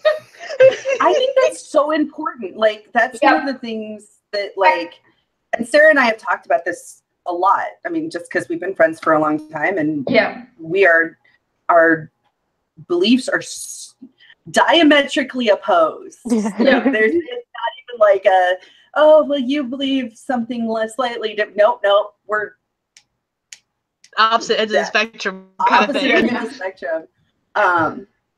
And I think it's important for people to recognize that you can be friends with people you disagree with. Like, you don't have to live in an echo chamber. Nope. Yes. You don't have to. It's probably preferable that you don't live in an echo chamber because you get different perspectives and you can build your ability to empathize with other human beings. Yes. So and here's the other thing is that when you live in an echo chamber, if you're wrong about something, you'll never find out. You'll never know. Yep. Yeah. Yeah. Like, one of my best friends and I are the same way. We're almost on everything. There's a couple of things we agree on, but almost everything we have opposite opinions on, especially where religion and politics are concerned. And it's always interesting when we talk to each other about those two subjects, just because our the way we see everything is so completely different from each other. Yeah, no, I think it's also cool. I think to me, that's the test of true friendship, because it's easy to be friends with someone when you agree on literally everything. But if that friendship can survive a disagreement, I think that's freaking awesome. Yeah. I think that's awesome. That's like, I mean, I like to believe I'm always right. I like to. What are you talking about? I'm totally always right. Yeah, exactly. But that might not be the case. I would like to know if I'm being extremely stupid at some point. Yeah. Well, and that's kind of what friends are really good about, is because they're not afraid to tell you when you are being an idiot or being stubborn. Those are the best friends. Mm. They're the ones that look at you and say, Sarah shut up, is stop. particularly good at that. Sarah is particularly good at that. She's like, you're gonna do more harm than good to yourself. Just stop, please. Yep. Like, there's no please with my friends. They're just like, shut up, Sky. Just stop. Shut up. Yep. And Sarah's like that. She's very good about that. And you're being pedantic. You need to stop. Okay, I'm sorry. My bad. No, Sarah's really great at things like that, and she's always great at pep talks. Because her pep talks are different than any other pep talks you've ever seen. Yes, they are. And sometimes if she gives me a pep talk, I end up feeling like an idiot because I didn't realize it sooner that she was anyway right about everything. But yeah. See, Sarah, we're talking about you behind your back only. You're in the chat, so it's not. I'm surprised she hasn't said anything yet. I've been waiting for it. I know, I had too. I think she's busy with the grocery. She's AFK. Yeah. She'll watch this back later and she'll be like, wait, they were talking about me for a whole section. What I miss? She'll go like, I thought I wasn't on this stream. What are you doing?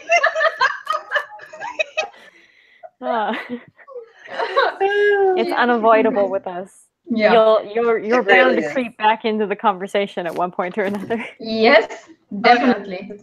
Okay, so I now realize we've been on for over 2 hours.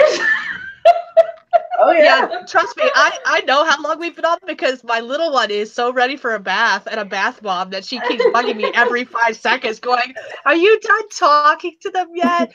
When are you going to be done talking to them? Are you still talking to them? I'm like, yes, I'm still talking to them. It's all good. We're going to wrap up for today. Just a small reminder, starting next week for the entirety of April, we're doing write-ins. So we'll be writing for a bit and chatting with you for a bit, and please feel free to join us.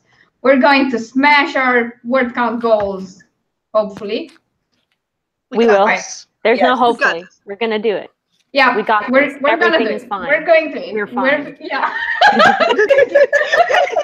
Yeah, that. We should get that printed on T-shirts or something. Everything's fine. Yeah, fine. I actually talked about that with Claire, that we should get matching T-shirts with that, because we say it's so freaking fun, and it's fun when we're doing our monthly live stream and we're both saying it. That's and the distressed giggling. The distressed giggling is the best. Jesus Christ. I watched Claire's video this morning and I was just laughing my ass off whenever she said that. Yeah. It's fine. Everything's fine. I'm just like dying. Everything's fine. We're fine. Yeah, I had a different experience because I was half laughing, half crying. And just staying there in my chair and going, yeah, Sarah, yeah, Claire, it's fine. We're fine. I'm so happy to be so busy. Here's happiness. Yeah, pretty much. It's fine. It's fine. No, yeah. I'm And she had that comment that clearly insanity is not a part of it. And I was like, yeah, sure, totally. Because it was the Nano question about the writing essentials, and she was clearly insanity is not a part of it. I was like, yeah, clearly not. We're not both insane. It's great. So yeah. I don't even know if I'm afraid of failing or afraid of succeeding at this, because if we succeed at this, where the hell do we go from there? What will our next camp look like? Oh my god! And then what is NaNoWriMo look like? Oh my god! Actually, I know, because Claire was. It's not like it's 3,100 words, 1,000 words. That's for the next camp. Huh. So, well. So we have 31 instead of 20 10K days. That's where we're going. Oh my freaking god. And yes, Trinda, just to confirm that, I have no idea what we're going to do for Nano. I think we're just going to write nonstop. Well, yeah, just you don't need. I mean, you don't need to eat or breathe or anything like that. Sleep? No one needs that. You need to breathe. You need to breathe so you can dictate. Oh yeah, there is that. Yeah. You need that. Maybe you'll just transform to like this ultimate being that just doesn't require any fuel whatsoever to do anything. And I just and the words are just gonna spill from your mind onto the page. You don't need. There's gonna be no dictation involved. Yeah. I will merge with my dragon. There you go. And we're not insane at all. So guys, thank you so much for being here. Let's go back to the order we started with, and let's see. Anything to promote, guys? CJ? No, CJ has nothing to promote. CJ has her YouTube channel to promote. Obviously, it's linked down below. She does writing and music related videos, and they're pretty freaking awesome. And we hope she does more of them soon. Because I'm waiting here. Like, I'm waiting. I'm staring at your little picture there, and I see you laughing. I'm working on it. Okay, great. Sky? I have my YouTube channel. I'm going to be trying to participate in Vita this year, vlogging every day in April. We'll see how that goes. I'm getting ready to film my intro to that, actually, right after we get off this live stream. That's awesome. So, that's fun. That's awesome. I can't wait to see. And I feel less alone doing it. Trinda? I could not manage that. I have my YouTube, and then I also am running a giveaway on Insta Freebie because I hit a bunch of milestones on Twitter and Facebook and Instagram. So go over there because Revival Debriefed, which is a compilation of Revival episodes 1, 2, 3, 4, and the prologue. It's basically like the entire series to date. So head over to my Insta Freebie and get a free copy of that because it's running until the end of April, and then that's it. And then you got to wait until whenever I hit some more milestones and I do a giveaway again. Because I like doing giveaways. Because, you know, I like free shit. Makes perfect shit. Makes perfect sense that I shared it and then forgot to go download it. You should get... Yeah, go download it, Alina. Yeah. Sarah says she got your book on Insta Freebie, so she just ignored the rest of our conversation about her. That's good. If that's what she got out of that conversation, all the way. Yeah. Okay, so you're obviously on my channel, so you know where that is. I'm doing Vita as well because I'm insane, people. I'm just literally certifiably insane.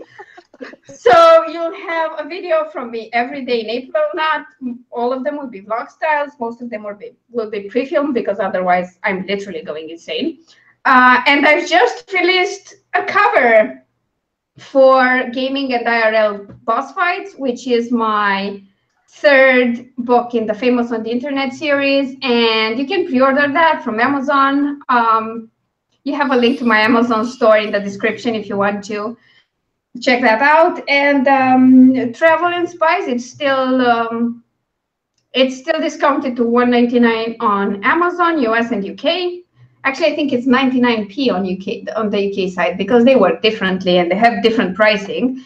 And if you can wait until April 2, Brotherly, which is the first book in the series, will go back to being discounted to 99 cents. And if you're wondering why there's a break in it, it's because somehow I managed to hit the exact point where one Kindle Unlimited subscription ends and the other one starts. And that's just how things work.